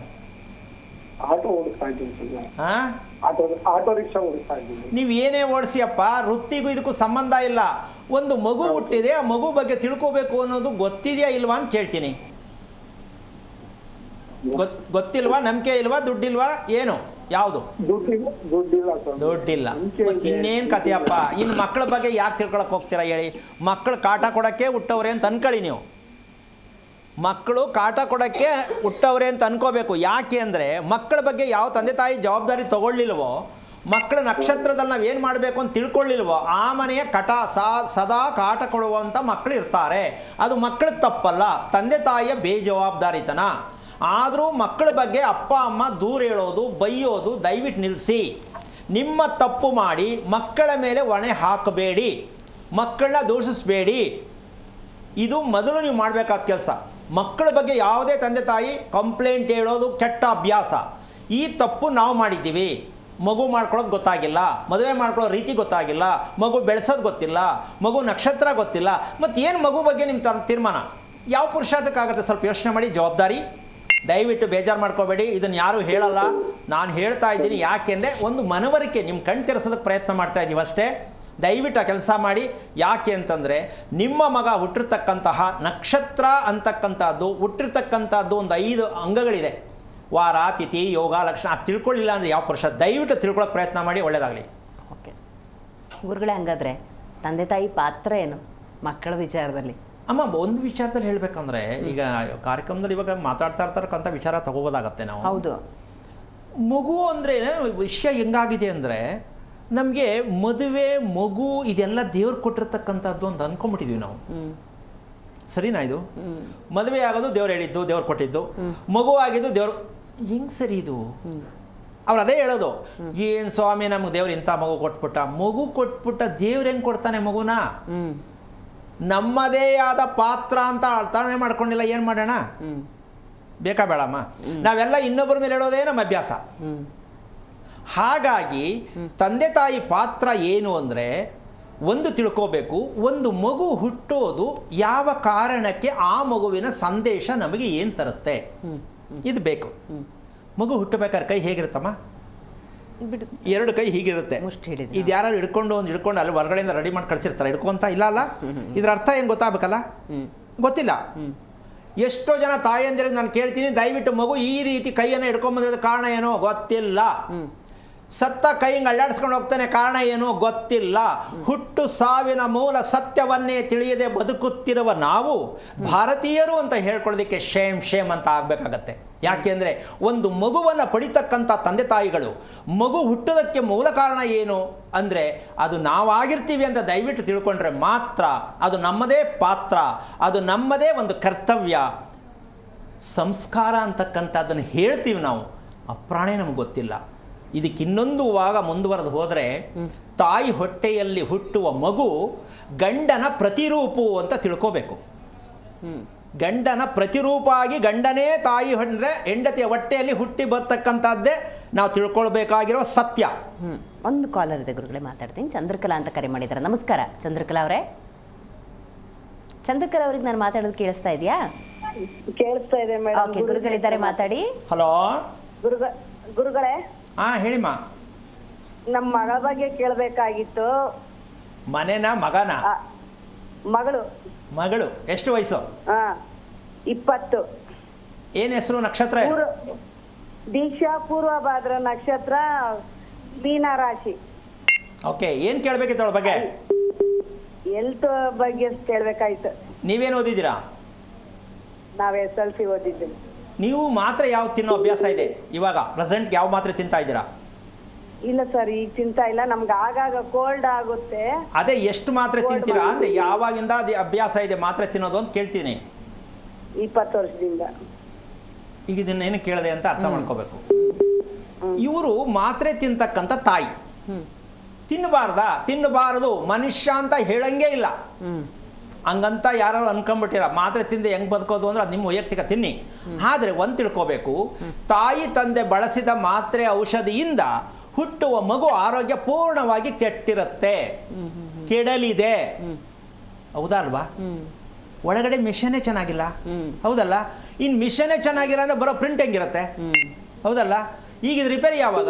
ಈ ಮಗುವಿಗೆ ಆಲ್ರೆಡಿ 20 ವರ್ಷ ಅಂತ ಇದ್ದಾರೆ, ಕಣ್ಣು ಮುಚ್ಕೊಂಡು ಇವರು ಕಾಲ ಕಳೆದಿದ್ದಾರೆ. ಆ ಮಗುವಿನ ವಿಷಯ ಹೇಳಿದ್ರೆ 3 ತಿಂಗಳು ನಿದ್ದೆ ಮಾಡೋಕ್ಕಾಗಲ್ಲ. ಇವರು 2 ಟಿಪ್ಸ್ ಹೇಳ್ಬಿಟ್ರೆ ನಾನು 3 ತಿಂಗಳು ನಿದ್ದೆ ಬರಲ್ಲ. ಈಗ ಅಂತಹ ಒಂದು ದುರಂತವಾದ ವಿಚಾರ ಇದೆ. ಯಾವ ಪುರುಷಾರ್ಥಕ್ರಿ ಮಕ್ಕಳು, ನಿಜಕ್ಕೂ ಬೇಜಾರು ಮಾಡ್ಕೋಬೇಡಿ ದಯವಿಟ್ಟು ವೀಕ್ಷಕರು. ತಂದೆ ತಾಯಿ ಅನ್ನಿಸ್ಕೊಂಡವರು ಮಕ್ಕಳ ಬಗ್ಗೆ ಯಾವ ಎಚ್ಚರಿಕೆನ ತಗೊಂಡಿದ್ದೀರಾ? ಆಮೇಲೆ ಇದು ಹಿಂದೆ ಒಂದು ಪ್ರಶ್ನೆ ಬರುತ್ತೆ ಕಣಮ್ಮ, ನೀವೊಬ್ಬರು ಬಿಟ್ಟರೆ ಇನ್ಯಾರು ಹೇಳ್ತಾ ಇಲ್ಲ, ಅದಕ್ಕೆ ನಾನೇನು ಮಾಡೋಕ್ಕಾಗಲ್ಲ. ಇದನ್ನು ಬೇಕಾದಷ್ಟು ಹೇಳ್ಬಿಟ್ಟಿದ್ದೀನಿ, ನಿಮ್ಮ ಥರ ಯಾರು ನಾನೇನು ಮಾಡಲಿ ಅದಕ್ಕೆ?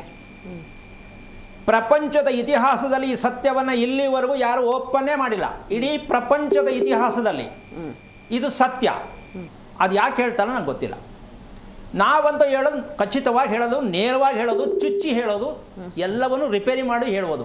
ಅಂದರೆ ಒಂದು ತಿಳ್ಕೋಬೇಕು, ನಾವು ಸಿಕ್ಕಿದೆಯಲ್ಲ ಇದನ್ನು ಬಳಸ್ಕೋಬೇಕು ಅಂತ ಎಷ್ಟು ಜನ ಬಳಸ್ಕೋತಾರೋ ಅವ್ರು ಪುಣ್ಯವಂತರು. ಇಲ್ಲ ನಮಗೆ ಟೈಮ್ ಇಲ್ಲ, ಏನು ಮಾಡೋಕ್ಕಾಗಲ್ಲ. ಅಮ್ಮ ನಾನು ಹೇಳಿದ್ದು ನಿಂಗೆ ಅರ್ಥ ಆಯ್ತಾ ತಾಯಿ? ನಿಮ್ಮ ಮಗಳಿಗೆ ನಿದ್ದೆ ಬರ್ತಕ್ಕಂಥದ್ದು ಕರೆಕ್ಟಾಗಿದೆ ಅಂತ ಗೊತ್ತಾ ಅಮ್ಮ? ಮಾಡ್ತಾಳೆ ಗುರೂಜಿ ನಿದ್ದೆ. ಬೆಳಿಗ್ಗೆ ಎಷ್ಟೊತ್ತು ಕೇಳೋದು? 6 ಗಂಟೆಗೆ ಹೇಳುತ್ತೆ. ಹೇಳಿಸ್ಬೇಕಾ ಅವಳು ಹೇಳ್ತಾಳ? ಹೇಳಿಸ್ಬೇಕು. ಬಿಟ್ಟರೆ ಎಷ್ಟೊತ್ತು ಕಣಗೆ ಇರ್ತಾಳೆ? 11 ಗಂಟೆ ಮಲಗಿರುತ್ತೆ. ಕೇಳಿಸ್ಕೊಳ್ಳಿ, ಈ ಥರ ವಿಚಾರ ನಾನು ಪ್ರತಿ ಪಿನ್ ಟು ಪಿನ್ ಹೇಳ್ಕೊಟ್ಬಿಡ್ತೀನಿ. ಅಂದರೆ ರಾತ್ರಿ ನಿದ್ದೆ ಮಾಡಿಲ್ಲ, ಬೆಳಿಗ್ಗೆ ನಿದ್ದೆ ಮಾಡ್ತಾರೆ. ತಂದೆ ತಾಯಿ ಅನ್ನಿಸ್ಕೊಂಡವ್ರಿಗೆ ಈ ಪ್ರಜ್ಞಾಸ್ಥಿತಿ ಇಲ್ಲ ಅಂದರೆ ಮಕ್ಕಳ ಅವಶ್ಯಕತೆ ಏನು? ಅರೆ ಮಗು ಲೇಟಾಗಿ ಹೇಳ್ತಾ ಇದ್ದಾರೆ, ಮಗು ನಿದ್ದೆ ಕೆಟ್ಟಿದೆ. ಇಲ್ಲ, ನಿಮ್ಮದೇ ಕಲ್ಪನೆ.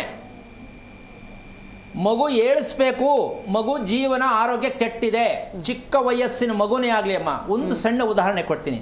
ತೊಟ್ಲಲ್ಲಿ ಹಾಲು ಕುಡಿಯುವಂಥ ಸಂದರ್ಭದಲ್ಲಿರ್ತಕ್ಕಂಥ ಮಗು ಆಟೋಮೆಟಿಕ್ ಆಗಿ ಅದು ಎಚ್ಚರಿಕೆ ಆದಾಗ ನಗ್ತಾ ಇರುತ್ತೆ.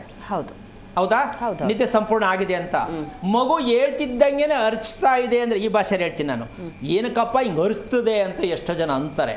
ಈಗ ಕೆಲವೊಂದು 2-3 ವಿಚಾರ ನಾನು ಅಂದ್ಕೊಂಡೆ, ಮಗು ಅಳ್ತಾ ಇದ್ರೆ ತಗೊಂಡು ಬಿಸಾಕ್ಬಿಡ್ತೀನಿ ಅನ್ಕಲ್ಲ, ಆಯ್ತಾ ಇಲ್ಲ ಅನ್ನೋ ವಿಚಾರ ಬಂತು ನನಗೆ. ಮಗುನೇ ಬಿಸಾಕ್ಬಿಡೋದಂತೆ. ಅಂದರೆ ಬಿಸಾಕಲ್ಲ, ನೀನೇನಾಗಿದ್ಯಾ ತಿಳ್ಕೊ ಫಸ್ಟು. ಮಗು ಬಿಸಾಕೋದು ಆಮೇಲೆ. ಅಂಥ ಮಗು ಪಡ್ಕೊಳ್ಳೋಕ್ಕೆ ನೀನೇನಾಗಿದ್ಯಾ? ಎಂಥವ್ರು ನೀವು ಅಂತ ಅಷ್ಟೇ ನಾವು ಹೇಳಂಗಿಲ್ವೇ? ನೀನೇನಾಗಿದೆ ಫಸ್ಟ್ ತಿಳ್ಕೊ. ನೀನೇನಾಗಿದೆ ತಿಳ್ಕೊಂಡ್ರೆ ಮಗು ಏನೊಂದು ಗೊತ್ತಾಗತ್ತೆ. ಮಗು ಬಿಸಾಕಕ್ಕೆ ಯಾರು ಅರ್ಥ ಇದೆ ಅಂದರೆ ಮನರಂಜನೆ ಥರ ಮಾಡ್ಕೊಂಡ್ಬಿಟ್ಟಿದ್ದೀವಿ ನಾವು ಗಂಡ ಹೆಂಡ್ತಿ ಅಂದರೆ. Partner, life partner. ಒಂದು ಹೆಣ್ಣು ಬೇಕು, ಒಂದು ಗಂಡು ಬೇಕು. ಇದಾಗಲ್ಲ. ನಮ್ಮ ದೇಶದಲ್ಲಿ 99% ನೀನು ಫಸ್ಟೇ ಮುಹೂರ್ತಲ್ಲಿ ಹೇಳ್ಬಿಟ್ಟಿದ್ಯಾ, 99 ಭಾಗನೂ ಕೂಡ ಹೀಗೆ ಇರೋದು ನಾವು. ಹೌದು ತಾಯಿ, ಅರ್ಥ ಆಯ್ತಾ? ನಿಮಗೆ ಬೇಜಾರಾಯ್ತಾ?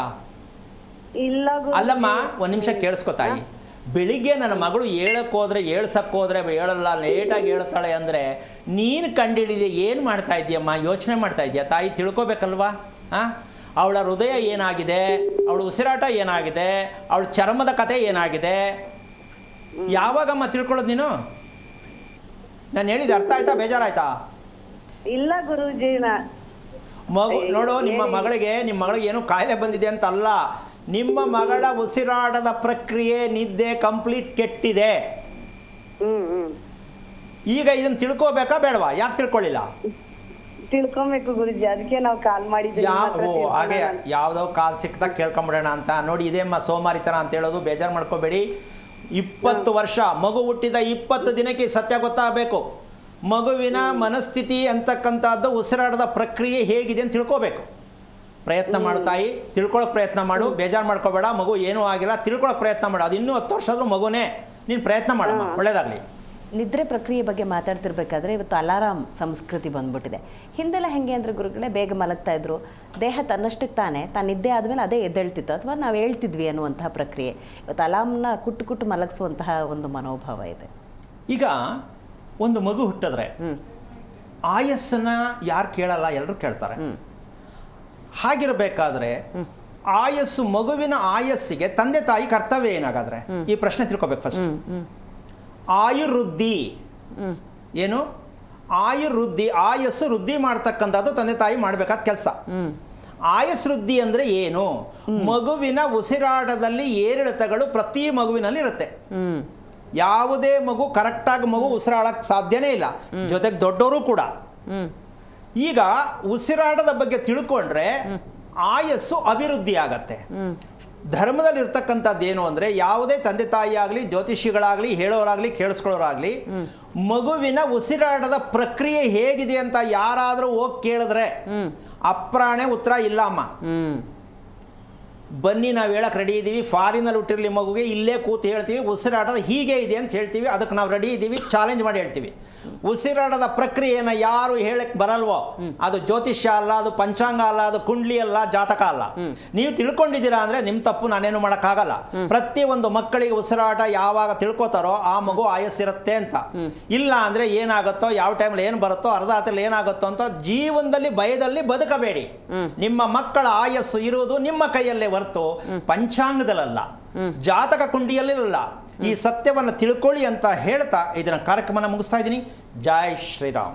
ಓಕೆ, ನೋಡಿದ್ರಲ್ಲ ಗುರುಗಳೇ, ನೋಡಿದ್ರಲ್ಲ ವೀಕ್ಷಕರೇ, ಇವತ್ತಿನ ಕಾರ್ಯಕ್ರಮದಲ್ಲಿ ನಾವು ಒಂದು ಮಗು ಅಂತ ಸಂದರ್ಭದಲ್ಲಿ ಜನ್ಮ ಕೊಡೋದ್ರ ಜೊತೆಗೆ ಅವುಗಳ ಪಾಲನೆ ಪೋಷಣೆ ಅಂದಾಗ ಎಷ್ಟರ ಮಟ್ಟಿಗಿನ ಒಂದು ಜವಾಬ್ದಾರಿಯುತವಾದಂಥ ನಡೆ ಅನ್ನೋದು ಬಹಳ ಮುಖ್ಯ ಅನ್ನೋದನ್ನು ಗುರುಗಳಿವತ್ತು ಅರ್ಥಪೂರ್ಣವಾಗಿ ತಿಳಿಸ್ಕೊಟ್ಟಿದ್ದಾರೆ.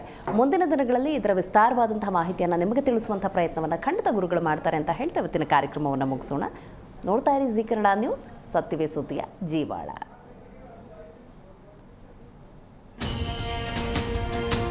ಹೆಚ್ಚಿನ ಮಾಹಿತಿಗಾಗಿ ಸಂಪರ್ಕಿಸಿ ಶ್ರೀಮಾನ್ ಶ್ರೀ ಪುರುಷೋತ್ತಮ್ ದೇಶಿಕ್ ಗುರೂಜಿ, ಶ್ರೀ ಧರ್ಮ ಮಾರ್ಗ ಕಚೇರಿ, ಸಂಖ್ಯೆ 532, ಮಲಥಳ್ಳಿ ಮುಖ್ಯ ರಸ್ತೆ, ಬೆಂಗಳೂರು 560056. ಸಂಪರ್ಕಿಸಿ 9108258834, 8618915231, 901949493967.